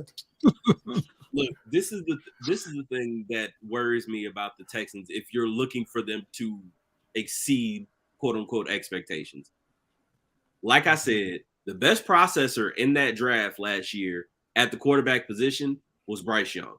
CJ Stroud, as much as I love him as a pure passer, the mechanics and all that, it looks great. Textbook. When you start talking about his actual play outside of the last Georgia game, which is a positive sign of an upswing, maybe he took the next step as a player. But if you just scout the entirety of his body of work, he does not struggle, like he does not do well with pressure in his face, and he does not usually play well in pressure situations. When his team needs pocket awareness is terrible. It's not terrible. What? Yes, it is. What is he talking about? His pocket awareness is a major flaw. When I look at CJ Stroud game and just assess his game from a skill base, yeah, I like the mechanics. I think it's a as he gets to the NFL and gets more experience, I think the mechanics will improve. But when we particularly talk about his pocket awareness as well, like you said, bro, when pressure's in his face, he tends to just not look down, look ahead of field. Usually use his eyes to draw away for defenders as well, to actually lead a receiver downfield. He does not do that well. When pressure comes to his right, he does not know how to evade pressure. Goes into the right as well. What game did you watch from CJ Stroud and when you seen that? No, I'm just I didn't watch games. I watched the highlights. Watched him on film. No. I watched film. How was highlights? No, I just watched film. I didn't watch no sit down and watch no particular game. Saying he wasn't watching the live game. I was not watching the live game, but I was watching film. Yeah. Hey, fellas, I'm gonna read off some super chats, man. So just give me a second, all right, brother. If Carr was there, they wouldn't have gotten a bye round. How about the Eagles? That's cap. Quarterbacks like Lamar / Hurts make the running games elite. From Jay the Activist. I don't know. They was caping for J.K. Dobbins in here a couple weeks ago. I don't know. They was caping for J.K. Dobbins. He averaged 7 yards a carry. He averaged 7 yards a carry. So I don't know. But hey, no way. Of course, other running backs is going to help the other rushing game get better. Don't disrespect J.K. Dobbins like that. Hey, 7 yards a carry. So clearly, he was doing that without Lamar being there. You're forgetting that you lost. That's my point. Baby, move on. Running backs, but G-Baby, what you're not understanding? Running backs is going to help other running game better. Lamar wasn't there when he was breaking out. Doug, listen. So that super chat said quarterbacks like Lamar and Jalen Hurts make the running game elite. J.K. Dobbins, hey, you said was averaging 7 yards a carry without Lamar there. That's pretty elite if you ask me. So maybe Lamar Jackson ain't making that running game as elite as people saying. G-Baby. Listen. Did Miles Sanders make the Philadelphia Eagles running game elite? No, it was the combination of Miles Sanders, what he did, and Jalen Hurts, what he did. Now you're more. I agree with that, and the offensive line as well. They're both good. They're both good. Carr will be injured trying to. Hold on. Let me respond to that super chat. First of all, I'm not saying Carr will run it damn near every single time, like on a high volume, like Lamar Jackson and most of those running back rushers, right? I'm basically sitting there saying that when he has the opportunity to, and he has a lane where nobody is open, a smart, intelligent quarterback is to use your legs to run downfield and pick up extra yards. Cool. Ghost Man, what's your hot take this NFL season? Trent, you want to tell him yours? I mean, what's yours, Trent? I don't think it's gonna be hot. I mean, I'll say my real one that J.C. Horn probably gonna be top 5 by next year. But I said, as Trey said on the show, if Daniel Jones makes a jump, like I think he will, I think he can be better in the year. Oh my god! This is my hot take. He thinks he can be a top 10 quarterback. That's what he said. Here's my hot take. That's my hot take It's right not there. even a hot. It's not even a hot take. I really expect good from the Bears. Actually, Nice. no, The that Giants could are be not my winning hot more than take. 7 games. The this Bears. season, I bro. think the Bears are going to be above 500. That's Yeah, I think- 11 wins. That's Justin 11 Fields wins. might be on the biggest fraud watch. I ain't gonna lie. 11 wins. He's not on Bears the 11 biggest. He's on a fraud watch. huge fraud watch. Oh Ooh, my Justin God, bro! he's Why on are a- you acting like that man Aaron Rodgers ain't in New York right now, bro? I said he's one of them. Oh, Facts. Rob- I said he's one of them for sure. One of them. I don't know. Y'all telling me Rodgers ain't in a better situation what he was in the Packers? He is. That's No. why he's Yeah, but on he's fraud not. Aaron watch. Rodgers is on fraud That's, watch. that's why he's on fraud Hold on, watch. Floyd. Why you No, say he's he's not. not? Fluid. Come What? on, Floyd. Come on, Floyd. How? Come on, He's Floyd. not. Fluid. How? Okay, bro. Here's You're how. not being Here's how. fluent right now. Come on. I'm being Well, fluent because he's- you got to he's- listen let to him be talk. fluent. You got to Let's listen. talk to the How guy is who's Aaron Rodgers got not in a better murdered by situation? Aaron Here's how. Rodgers. Aaron Rodgers was in the NFC North, which means he started every season like 6-0, 5-1. He's now in the AFC East. He does not start the season 5-0 or 6-0 or 5-1. That's why he was in a better situation, and you can't argue with that. Now you're more fluent. Exactly. I win. But Next he- topic. that wasn't the- Come on, that bro. wasn't Floyd. the- Like, we looking at I got the a talent. I mean, the Jets can really bug So out this shit. is man. division games the only games teams play? I mean, hey, No, but if Yeah. you start 6-0 or 5-1, you're off who's to a the pretty Jets good schedule? start. No, The last time I first 5 checked, games? you don't play 6 division games like to kick off a season. As a matter of fact, the last couple NFL seasons, they're packing the divisional games towards the but end. you're if going anything. into the season knowing we're starting at 5 or 6, and all we have to do is win those other games to get to 10. It's easy to get to 10. All I got to do is win 4 more games, and I'm at 10. That's a better situation than having played the Bills twice, the Dolphins twice, even But I the think when Patriots people talk twice. about better situation, they're talking about their actual team, not Yeah, necessarily. Yes, that's what we're talking about. Situation. What's the better situation? Have more talent or have more wins? they're gonna The have better more wins. situation is Both. having a better team. More But if wins. you have the better team, if you have a better opportunity to If produce, the Jets are a better, more talented team, which they are, than the Packers, that's fair. But when you have to play more talented teams versus significantly less talented teams, you'd rather be in the Packers situation than the Jets situation because the road is easier. You have to see that. I guys. mean, I get fluent. There's The 4 road games. is, How- the how- road is hold on. easier. How- because how- you're on the no, top they're how side the of road the is Patriots. hold on, how the road They're is gonna sweep easier the when you Patriots, have so it's less. 4 games, bro. No, Mookie, his Yeah, what? point is Bills. he twice, doesn't have Dolphins if twice. Aaron Hey, Rodgers baby, don't look, co-sign this, please. I'm not co-signing. I disagree, but I understand. I'm right. You all should be close. I am just re-explaining Fluent's point. Fluent is just saying that on the Packers, he has an easier road to get to where he needs to go because the NFC is weak. His division, even though they're on the come up, historically has been weak as hell. And so his road to get to where he needs to go is a lot easier. Easy. In the But NFC how is than it easy in the when you AFC. when you know your Let me ask when you know I'm the Mookie when you because know of the team is inadequate, bro? Because Mookie, of the let me ask you a quality question. of teams that he Let me has ask to you a question, play Mookie. is a lot weaker than the teams in the Here you go, AFC. G, baby. The Here, AFC Yeah, but you're not is factoring the fact that his team is weak as For well. OJ2. This is for OJ2. This is for OJ2 because you guys said the about Packers aren't weak No, with Aaron Rodgers. what's easier. What's They easier for were Aaron weak Rodgers? last year. What's They missed the playoffs. No, What are you I'm talking saying- about? No, duh. What's What are you easier? talking about? What's easier? What's easier? Easier. Look, there's always going to be exceptions. But what's easier? The Packers to win their division or the Jets to win their division? The Packers it's about to be not- finishing it's- last. It's not obviously about- the Packers, but He's what I'm saying saying, with Aaron Rodgers, That's all I'm saying. they won't That's finish all I'm last. saying. Oh, what? With Aaron Rodgers, they're not Yo, finishing last. Okay, They fair will be enough, second Floyd, at but worst. typically when I hear of better situation, I think of team quality Yeah, that's what more I than think. I think Now, of if pass. then say You're that. thinking Say which that. team has a And better I do roster, then I'm with you. It's the Jets. Yeah, If you say alright. which team has a better roster, the Jets, 100%. It's a Of better course. situation. It's still a better. No matter what, it's a better situation. There's no way he's convincing you guys on that because Yeah. the goal Okay, is hold on. the No, goal. wait. the better situation No, is no, no, the no. Jets. Fluent. Wait. Fluent No. is saying that Hold on. Want me to because tell you the why? path- Want me to tell you? The path. I'll is No, I'll let tell me you ask why. Wait. Let me ask you a question. Mhm. So better situation. So would you rather have the Jets in the AFC or the exact same Jets team in the NFC? There's a difference. We're talking about Jets and the Packers. Which not the one would you AFC. rather have? Of course, in the NFC, but we're talking about Because the the Packers, not NFC is a Jets. better situation because But it's easier to win. No. That's all. No. It's Nah, not a you better try to- situation. Not a better situation. This is weaker comp. But we're talking about Which the is a goal better to win- situation. No. We're Yeah, talking about. I'm not gonna wait, lie, wait. Doug. You just Let kind me. of Let me. Hey, Doug, Wait. you Can you? walk into this. No. Wait. I'm about to tell y'all what the fuck I'm about to say. Can I finish my point? Go for Yes. Okay. because the whole goal is to win a championship, right? The Lakers in 2000, right? In the 2001s, you're not going to be like, oh, yeah, they're a better fit because if they were in the East, it would be a better fit. No, for a different team, right?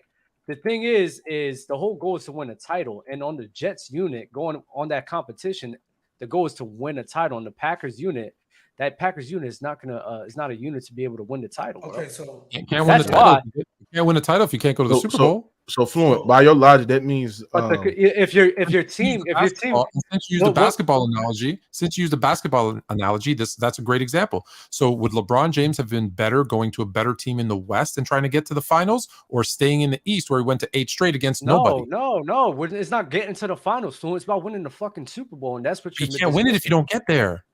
Well, he did. He lost 6 NBA Finals, Fluent. So obviously it didn't work for him either. But Fluent, he lost 6 NBA.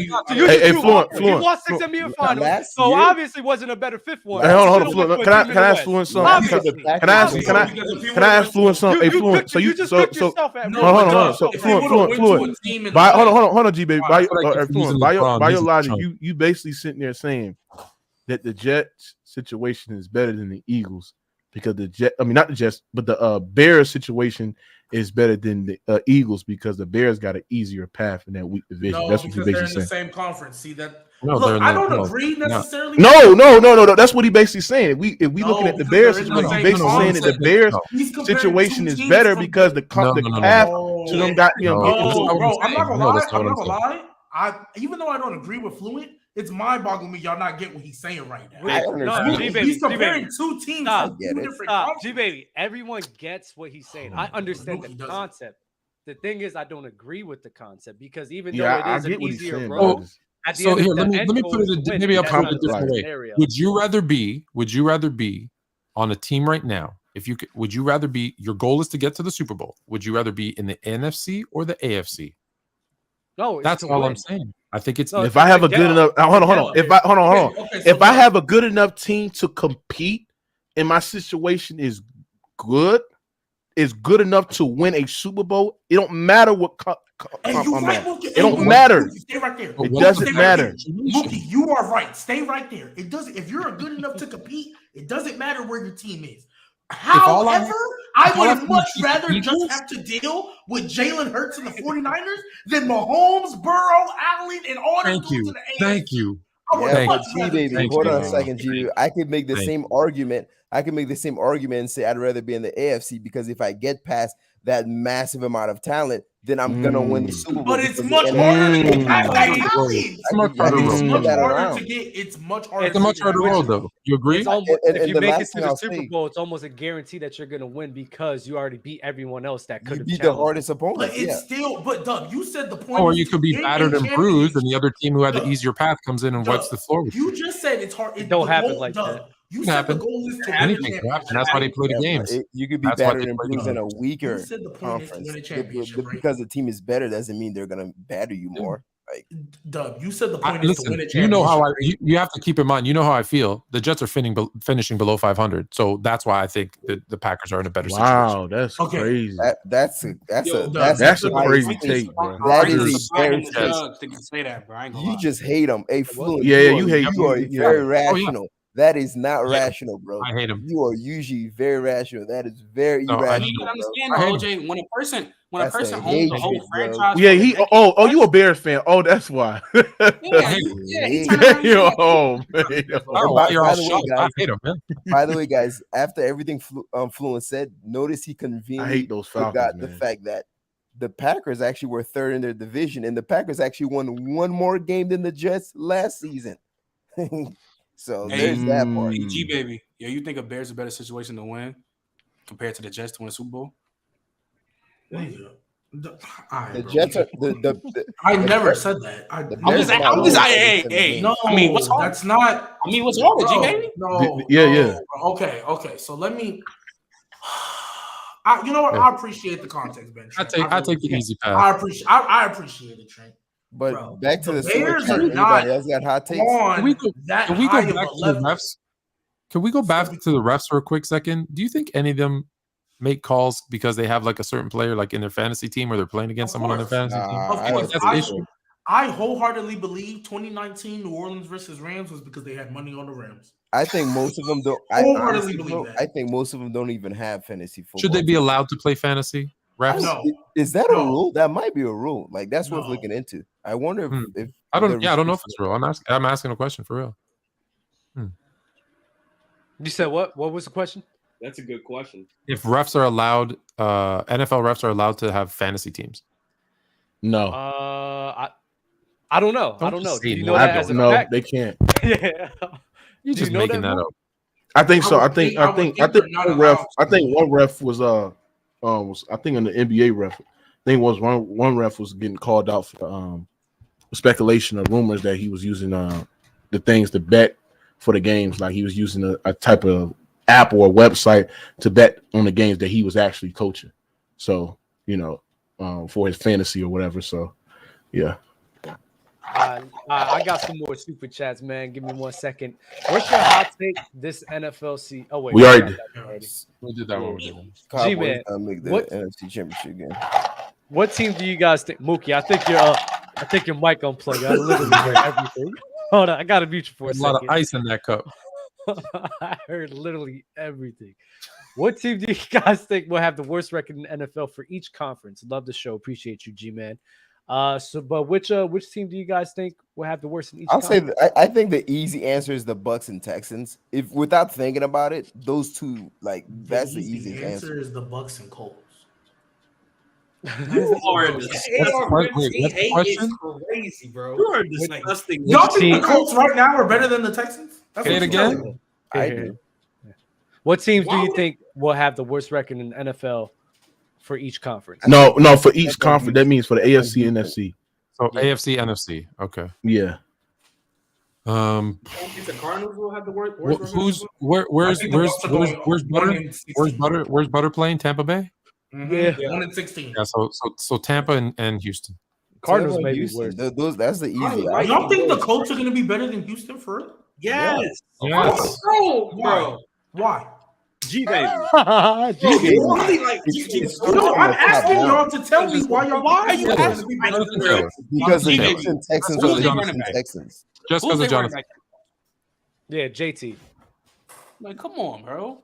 You comparing that to a team with full. So you think all right, bro. All right. What you mean? Hey, I guess Jonathan Taylor's gonna carry them to 7 wins or something. He's a top 5 back. He can't. You don't have to. It's carry not like the the defense. wins. He just has to carry them to more wins than the Texans. Yeah, it's not like y'all think they're gonna do that? With AR? Stop hating on AR-15. Because if he actually showed out, look, when AR-15 wash out because he wasn't ready to start and he looked like a bum in the passing game, we gonna come back to this, bro. Hey! I just want to let the record reflect that the same person who is mildly optimistic about aging Derrick Carr going to a situation without Devontae Adams and Josh Jacobs is betting on a guy to wash out in the NFL who's uber talented and is actually going to a somewhat decent situation offensively. One, there's a reason I'm mild optimistic. I just need that. Hey, and you talk about Derrick Carr. I don't know why y'all keep coming at me about Derrick Carr because I told y'all for the umpteenth time, if we don't win the division, you know where to send my bags. You know where to send them. So I already told you to pack your damn bags and go there. I don't care. Stop and it. Also, Stop cheating on your girl and just go with the woman you love. G-Baby. You can't. G-Baby's a cheater? Wow. Yes, G-Baby's stop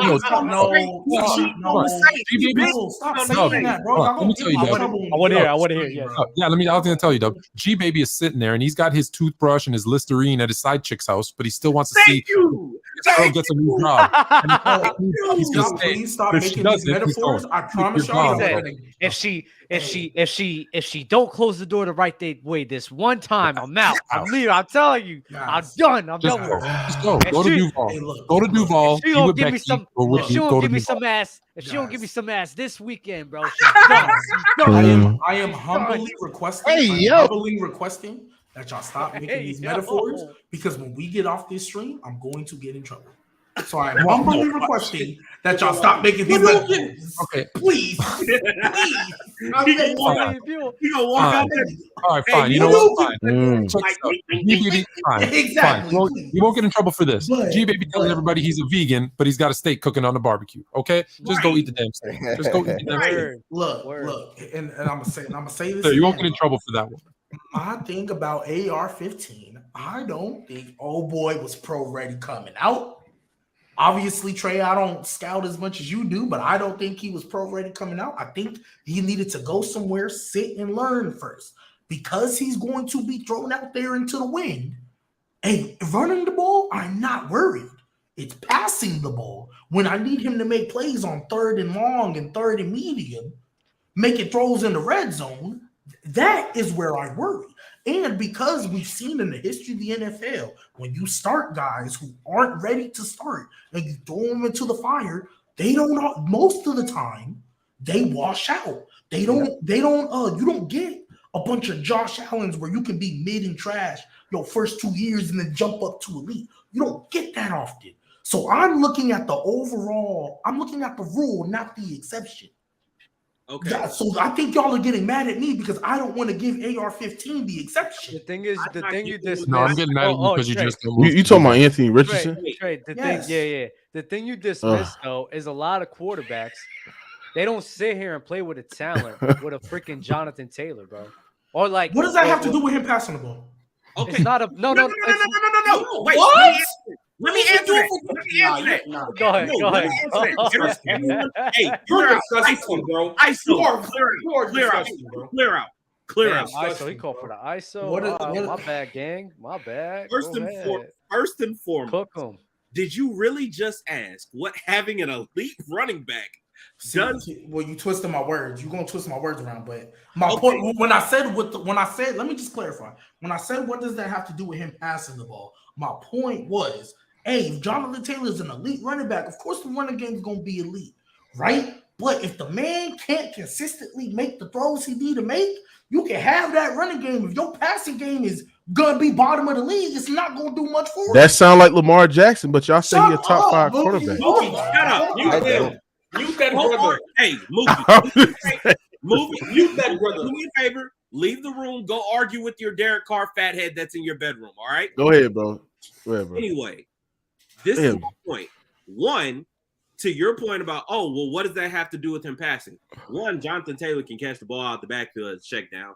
Two, on top of that, them running the ball, all that rushing that you keep talking about, that 11-man football that they get to play, that they literally hired the offensive coordinator from the freaking Eagles to play 11-man football. You know what that does to defenses? It gives you much simpler looks. It gives you time to grow. That kid is not raw. He's not Malik Willis. Like, that's not what he is. He's just inexperienced. He's going to get the reps. Should he stay in college for another year? I believe so personally. But I also understand, one, he's so physically gifted, you kind of can't deny it. And two, the money is the damn money, baby. I'm sorry. Business is business. He had to go. Damn. But he's going to a situation where it's not just, this ain't like how it was with Cam, where they dropped him and all you had was like aging Steve Smith. Jordan Gross had already retired. And it was just, hey, baby, we just need you to go out there and everything is just all on you. That is not what he is going into. He's going into a situation where you have a decent offensive line. You have a really good running back. You have receivers that are competitive. They're not great, but they're also not trash. And that defense is also, it's not fucking abject. Like DeForest Buckner and Shaquille Leonard didn't just die and disappear. Like they're there. There are pieces in place for them to actually be a decent team. I mean, the defense is, I think it's still going to take a hit, but yeah, The because defense they lost Gilly and they're losing their other starting corner for a year because of the suspension. But you also know what helps defenses, and Cowboys fans can attest to this. You know what helps the defense? Having a great running game. And what did they just get? You keep the defense off the field and control the ball. Cool. Now instead of them playing 80 snaps, they're playing 65.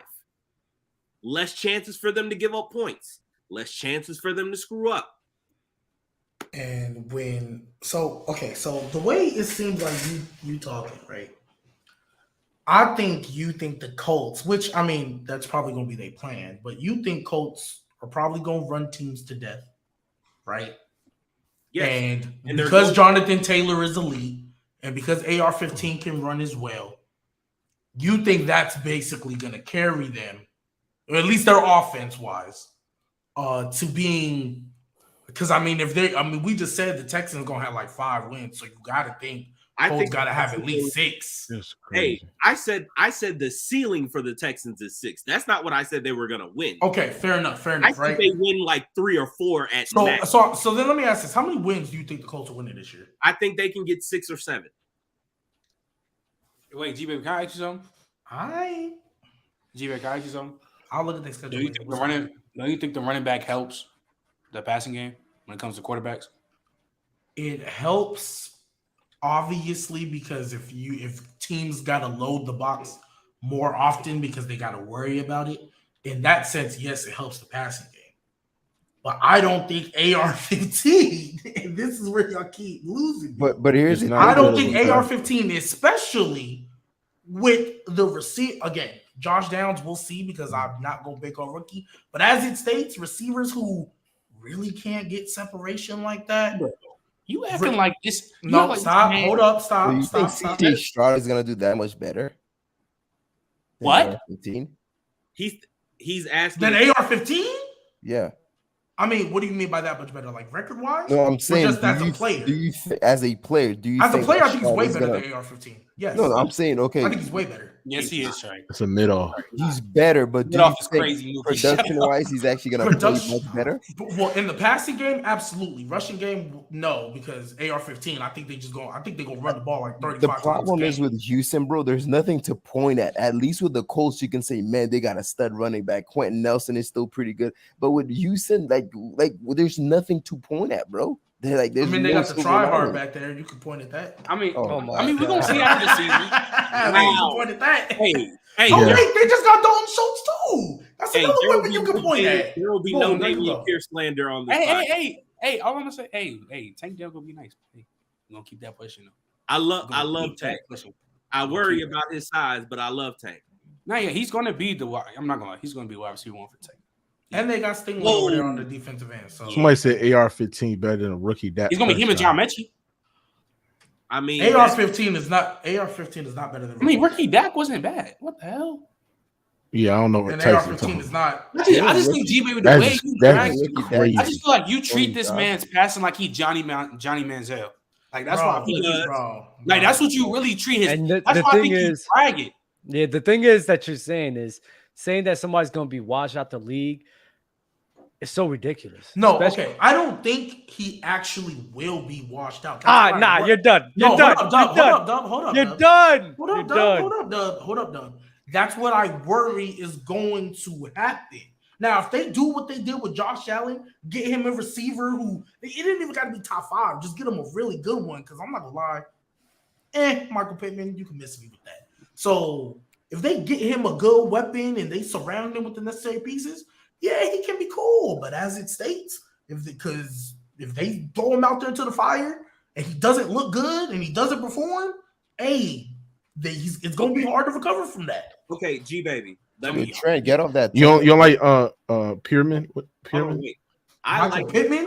Michael Pittman. No, Rashad Pierman. Oh, you come on, Alex. I forgot. Come on. Did he say Rashad Perriman? I'm not dealing with this. No, I'm just saying. Like you say, they got some Rashad Perriman, bro. Yeah, Josh some respect on Rashad Perriman, bro. He had a game-winning touchdown catch against the Bills, bro. G-Baby, talk to me real quick, because we've had some conversations over the last couple of days. You're a little bit of a coach in the wings. Mm-hmm. So let me hit you on some scheme tip real quick. Mm-hmm. The way modern defenses are played, is there a real answer for to stop sophisticated 11-man football? Meaning every game, like every time they run the ball, you have to account for the quarterback. Like, is there? Well, if you always have to account for the quarterback no matter what, it makes it tougher to obviously guard. And I'm not disagreeing with that. We just have a huge disagreement on where AR-15's ability to throw the ball is. Okay, that's where we disagree. Okay. So when we get off of here one of these days, I got my stuff up on my computer. Me and you gonna have to watch. Yeah. Because I got some things to show you. Is he perfect? No. Is he what you're describing?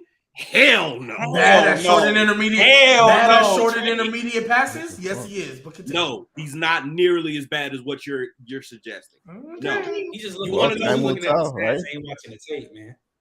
You want to know who's that? You want to know who's that bad? And people just glossed over it.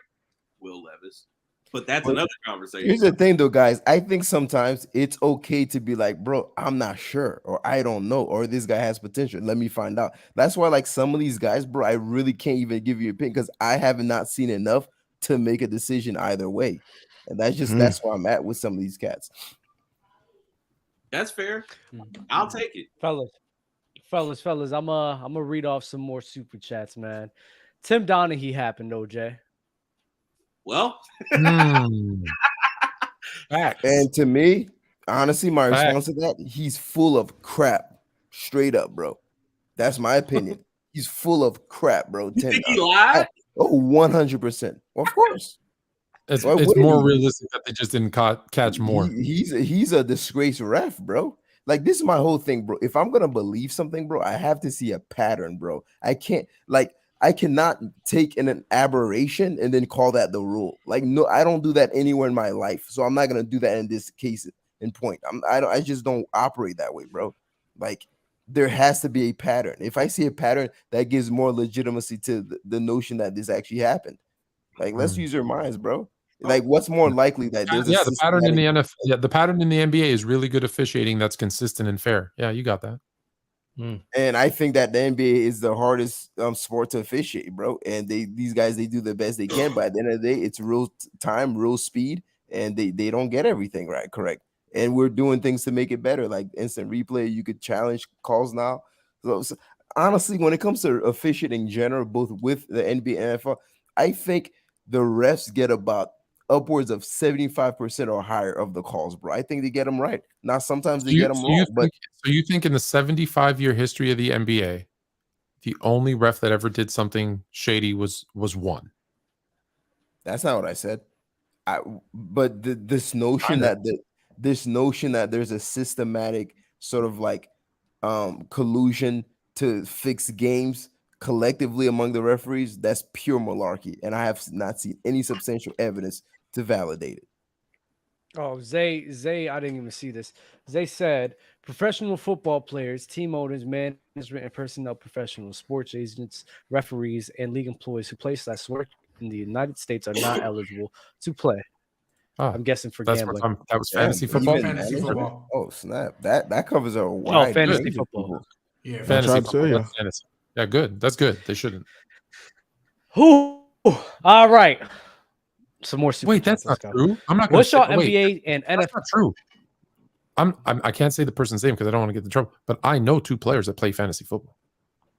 Oh, well, they're not doing it wrong. Maybe they shouldn't be playing. Yeah, maybe they shouldn't. It's probably that rule probably extends to gambling as opposed to like actual just regular fantasy football. Because I know that's a great point, Trey. Is fantasy football considered gambling if you pay? If you're paying, if you put money on it, yes. If you put money on it, yes. When you put money into it, it's all that what stuff. If it's for charity? Huh? What if it's for charity? That's different. That's different. Here's the thing: like, we could all, like, let's say everyone on this panel, we can do a fantasy football, and like, let's say we send the $20 buy in Cash App. I don't know if that's gambling, but there's fantasy football where you could actually do it to where through ESPN or whatever, to where it's legitimate, you know. Oh yeah. You can play for free because I remember Austin Eckler literally on an interview. Shout out Young.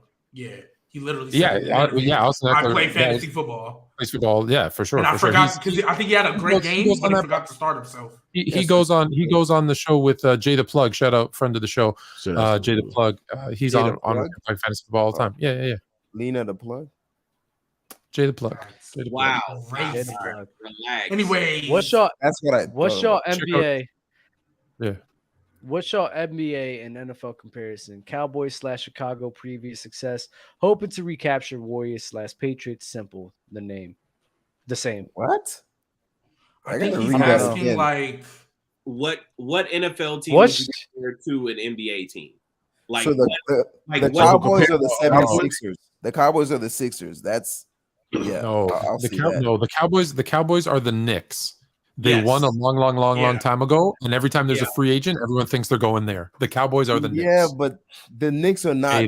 I don't like the Knicks because Knicks Well, are I worse don't like than it, bro, Cowboys. because it's like they don't have the star power of the Cowboys. So who in the NFL is the Lakers?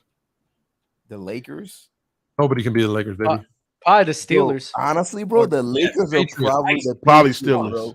Dub, that's actually Steelers or Patriots. I like the Patriots. Steelers or Nice. Patriots, bro. Steelers.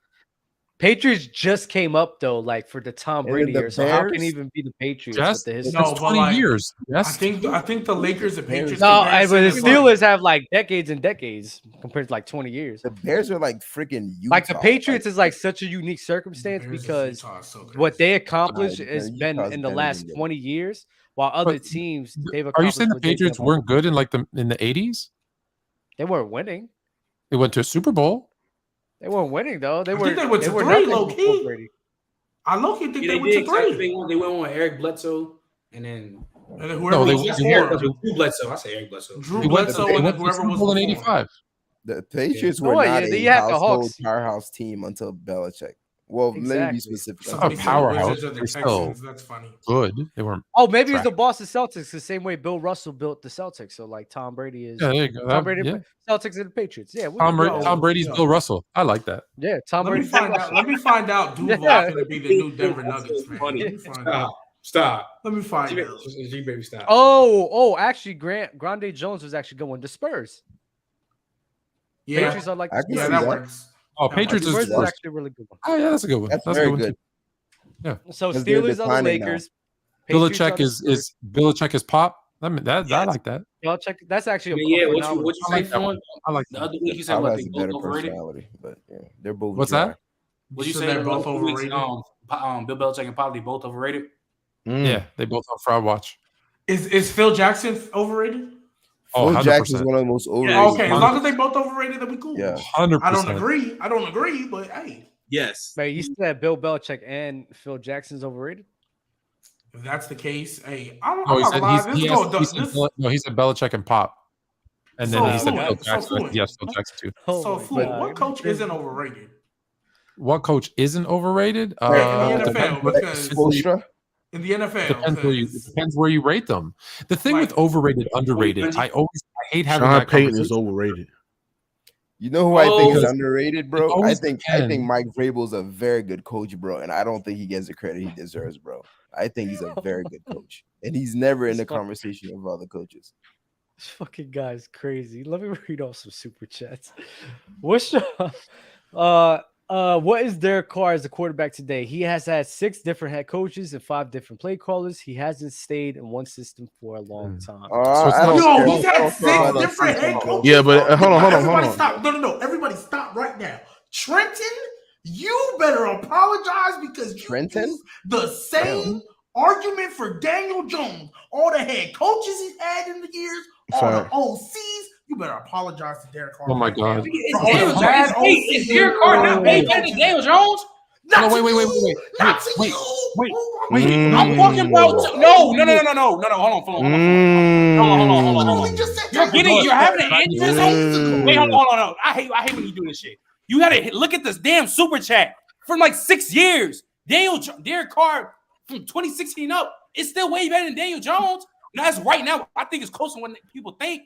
But his whole career, he's been way better. It's closer to what people think. Oh my God, I'm figuring the fuck out. You just It's said not Daniel closer Jones to was what better people 2 think. days What are you ago. talking about? You just said Daniel Jones was better 2 days ago. What? No, I didn't. That's why I said you don't listen. Hold on, Trent. You said You that, just Trent. said Daniel Jones was at 15. You don't have Derrick Carr in your top Wait. 15. Oh, yeah. You said that. Yeah, I do. Yeah, I do. You lie. What? Yeah, I do. Oh, yeah, I do. Don't they better no goddamn Derrick Carr? What the Hold on a second, wait, What the hell wait, you wait, talking Hold about, on, man? man. Hold on, Mo, hold though, on, are you hold on. saying that You because he saying plays that? for the Saints now? Wait, hold on, G-Baby. You know about Wait, this. G-Baby, you're saying that, but what's the fact in the game for throwing ducks? He had 6 head coaches and 6 OCs. He still played bad. No, but is that hold on? But is that hold on? I don't give Daniel Jones a pass the past 3 years. He sucked. Why are you trying to say I did that? By the way, guys, one of the correlation between a quarterback having a bunch of OCs and head coaches is because he's bad. Because when he's good, he doesn't have a lot of. No, that's not true. That's not true. That's not true. About it.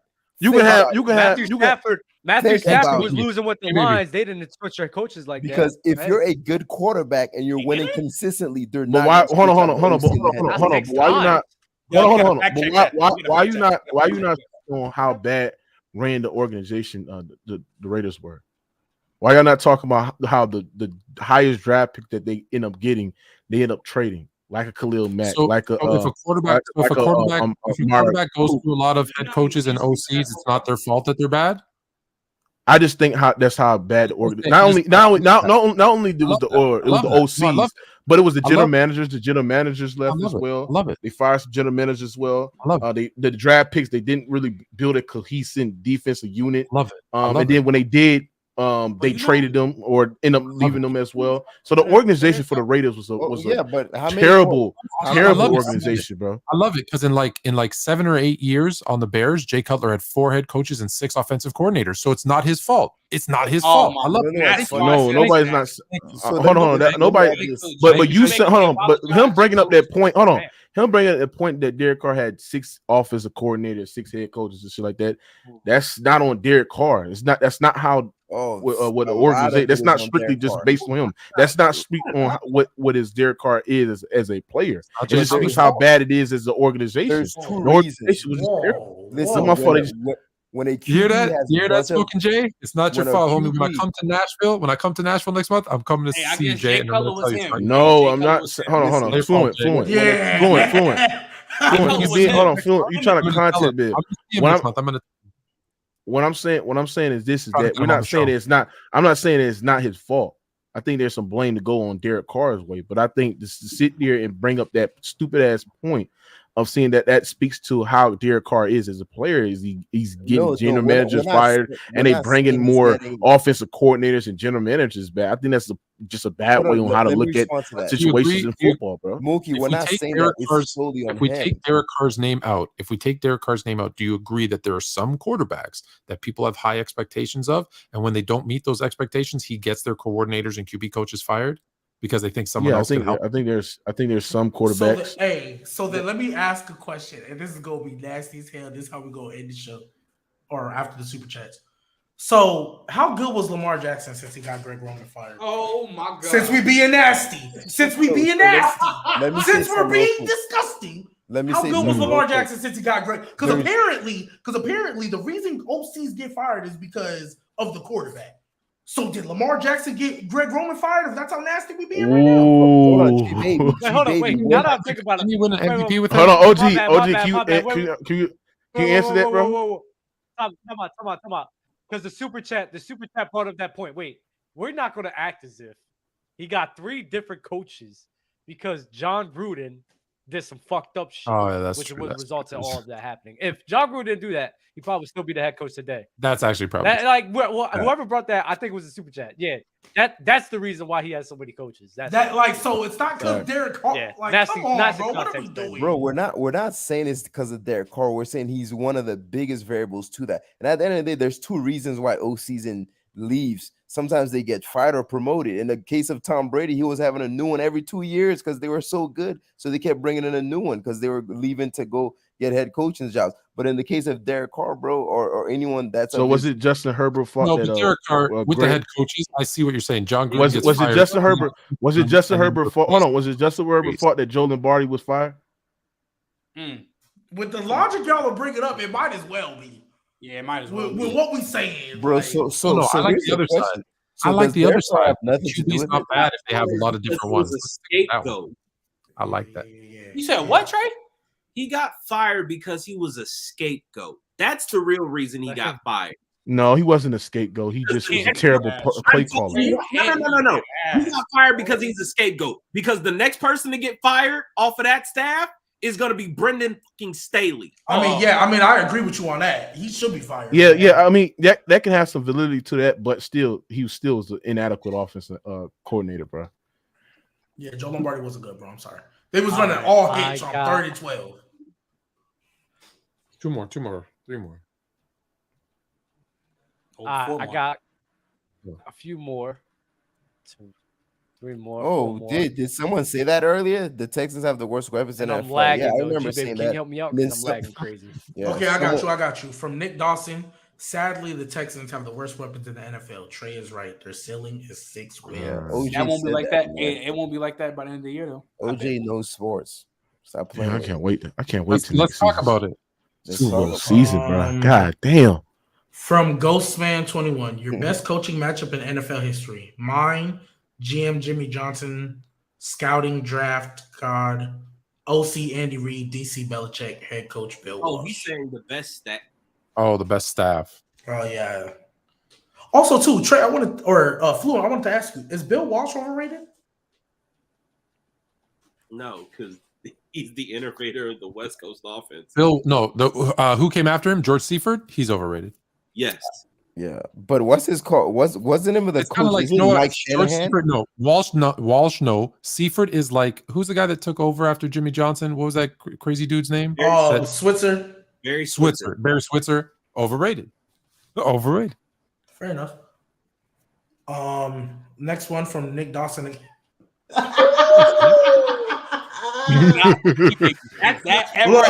So let me say this right now. Let me say this right now. Happening, but let me say this right now.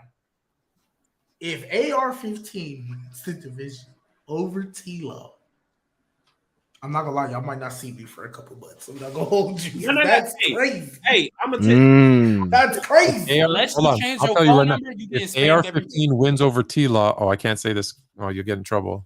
Looking for a new side chick, but I can't say that. So crazy. All right, last super chat from Jay the Activist. Roman wasn't fired. His contract expired. Oh, there you go. They didn't renew it for a reason. But that is not getting. But technically, that is not getting fired. Technically. All right, man. I don't know if Dub is still lagging, but that was a great show, guys. And we only got through one section of the doc, so I love it. Did you talk about the forward handoff thing? Did I miss that? We didn't even get a chance to get there. We didn't even get a chance to get there. That was such a stupid rule. Let's talk about it. I don't give a damn. Let's go over time. I bet. Let's talk about it. Stupid rule, bro. That's a true. stupid rule. It can't be true. It can't be true. That's true, bro. It is fluent. I looked it up on CBS. CBS Sports confirmed it. But is it the front? Is it the forward handoff, or when they just pitch it forward? No. It's the forward handoff. Because the off. pitching it forward is considered a pass. It's considered a pass. Yeah. So it's if the running back basically, like if the running back is in front of him when they're making the handoff, it is considered an illegal forward pass. So basically, what's going to happen is this. Now you're eliminating the plays RPOs. like no, you're not eliminating RPOs. Because the shotgun read option. You can still have them in shotgun, and they'll be on. They can be right next to you on your hip, and you can still run the action that way. You just can't run the action where you'll have like a jet send somebody like a jet sweep or whatever, and you'll RPO off of that, or you have certain outside zone footwork where they'll have the running back step in front. Like they're just eliminating certain. So you talking about when they do a read option and then they just throw it side onto a running back. It doesn't put nearly. It does, bro. No, hold on. No, but Trey, I think people are gonna because it's a rule that's coming out of nowhere, bro. This is what it does, bro. In a typical read option, when you have the running back in front of you, you can hand off the ball properly and survey what's in front of you. When you now you're saying that you can't do it that way, so you have to hand it on the side. So you have to turn to make sure that the handoff is proper, because you can't do that and you're looking out in front of you at the same time, bro. You're gonna have to turn. That little difference, it's gonna be massive, bro. But hold on, because this is why it's so weird to me. So I can't hand it off in front of me, but if I just give it a little a little shovel that's still like like the yes, yeah, the like the okay, like yeah, that the just pop doesn't make pass. sense to me. That's why. Hold on. So everybody's tripping about. So the shovel pass is still there. Yeah, Yes. shovel pass is still there. Yeah. That's why. So what is they taking away? Okay, They're and taking then, away and the then handoff. because I see Jay activists in the It's chat the too. handoff. They're The taking away. handoff? The Yes. reason why the rule is so stupid, yes, Oh, even man. though it's behind the line of scrimmage, that's the new rule. That handoff that you do, even though it's behind the line of scrimmage, if you hand it off in front, they're saying they're going to consider that an illegal forward pass. So what Doesn't he's make saying sense. it doesn't apply behind the line of scrimmage. Is that? But is that nobody false? does. Nobody feel does sorry for handoffs Chiefs. in front of the line of Ravens. scrimmage. Yeah, nobody does it. Who in does front of handoffs in front of the line of Exactly. scrimmage? Yeah. So that's not. Yeah, so And the I don't reason know. why it's Hopefully a problem, fake. bro, is because Hopefully you're it's not gonna fake, get the but- same effect if you're trying to do a read option and you actually do it like a shovel pass. It doesn't work that way because when really for it to be effective while the quarterback's holding it, usually the running back will have his hands there and he'll make a decision split second. Am I keeping it or am I handing it off? Okay. You can't do that if you're shoveling the ball, bro. Okay, this is what I'm saying. This is what I'm saying, OJ. There are specific situations with certain plays where the footwork that you're gonna have to use. Okay, yeah, you'll be like a lot of the stuff that matter of fact, the 49ers run actually, like a lot of their stuff, it's not even like read option stuff, just their outside zone stuff that they run a lot out of shotgun. Now that's actually been eliminated because the footwork actually has the running back going in front of them. Like that's how they run the path. So that stuff is getting eliminated. But really it's not, because all you're going to do is just change the footwork a little bit and you'll just have the guy turn to the side, or they'll have the guy on their hip and they'll just run them behind, hand it off. But Trey, here's the thing though. Here's what you're forgetting. It's cool to have the guy on your side, but if you're running, because typically in a read option, bro, you're not still. You're kind of moving. You're moving to the left side or the right side. You're moving. And so it's a lot harder to move with a guy at your hip and to hand it off on the side as opposed to him being in front of you. Would it help? Can I just read the actual rule? Because I don't think it's clear. So there's two.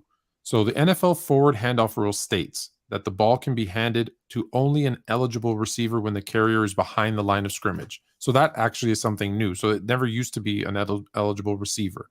So if you're handing it off, it has to be an eligible receiver. I don't think that's a big deal. The result of the penalty will be 5 yards and replay of downs. NFL read option 2023 rule. So for people who are saying it doesn't affect the read option, it's literally called the read option rule. Will penalize teams handing out a football on a read option. An illegal forward pass will now be a penalty. Previously, NFL read option rule stated quarterbacks can be tackled if they are carrying out a fake. It does not matter if they are not in possession of the ball. So I don't know, that's the rule. So I don't know where are you getting the forward handoff? I don't see that in the rule. So this is the way to eliminate read options. No, it's a way of, I don't know. I don't know. They need more. It's not. Hold on, Dub. It's not gonna completely get rid of it. To what Trey was saying, you're gonna have to do it differently. You're gonna have to do it with the running back at your hip, but practically that makes a big difference. Well, right? what I'm saying now, unless I don't have the full rule, this doesn't read like this is part of the rule as well. It says handoffs. So I don't know if you read the whole thing. It says handoffs will have to be made next to or behind the quarterback, not in front of the quarterback. And that's the part that's going to impact the read option. My thing is this. I hadn't gone down that far yet. I'm still scrolling. If you're running read option and you're in the gun and you have the back off set, if he's behind you, when you turn to make the handoff, if you're running read option, it's still fine because I'm looking dead. I'm literally reading the guy on the left on the end of the line of scrimmage. Like that doesn't change anything. It does change something because when you're handing it off, all of a sudden, if you're handing it off to the left side, let's say the blind side, bro, you're not going to see what's happening on the strong side, bro. That's what you're not getting. What I'm saying, did they eliminate that Philadelphia Eagles pushing from behind thing? No, I don't think they did. I think By the more way, there was teams a should whole start bunch of- doing it, honestly. There was a whole bunch of rule changes. They also made it to where in kickoffs, if you catch the ball between the 25-yard line and the 1-yard line, fair catch on the kickoff, it's the team gets the ball on the 25-yard line. So that's basically what college does, which I think is good because it's going to eliminate injuries because most of them have. To that super chat, all fourth down plays will be reviewed. I honestly thought they already were. No, but that's only all touchdowns. All touchdowns. real were quick, reviewed. no, but like usually the fourth downs that are close, they usually review them anyway because it's technically a turnover if you don't get it. But I guess this just puts it in the rule book now. So I have a question real quick. Back to the read option crap, right? To me, it's like, what is the justification for the NFL doing this, right? Because to me, it's gonna heavily impact Lamar Jackson, Jalen Hurts, Kyler to a lesser degree, and then who else? And then Josh Allen. Like it's like I really want to see the votes because I'm pretty sure in the NFL 3/4 of the owners. You know what it is? You want to know what it is? Racist, man. They're racist. They're racist. There's only one. There's only one thing I could think of, bro, outside of racism.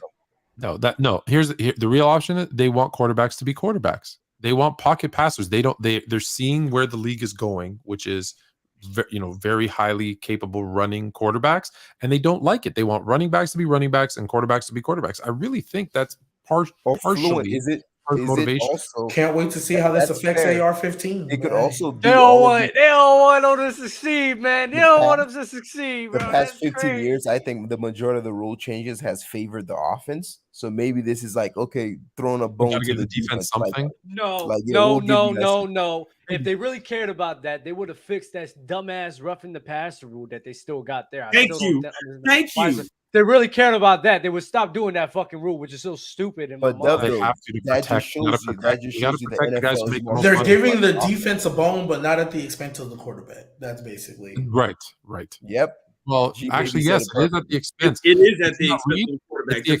It's at the expense of a running quarterback because it says they weren't allowed to get hit even if they'd already handed off the ball, but now they are allowed to get hit. So that does affect the running quarterback. It's like they don't want him in the league no more, man. Hey, I guess AR-15 gonna struggle a lot more than we thought he was. You know what? This is good though. This is good for running backs because if your quarterbacks are going to run less, you're going to need running backs so they can get paid again. So good. The return of the running back. Good. At the end of the day, because it's impacting mostly 5 quarterbacks, like in a big way, they don't care. It's like, oh, we'll be fine. Like. There's a lot of quarterbacks.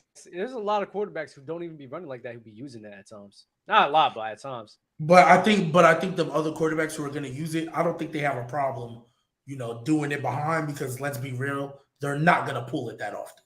Yeah, but guys like Lamar Jackson, Jalen Hurts, Josh. Yeah, those guys. But like Fields, those guys are going to be hurt a lot. Because like for example, like T-Law uses RPO with Doug Peterson. He ain't pulling that thing.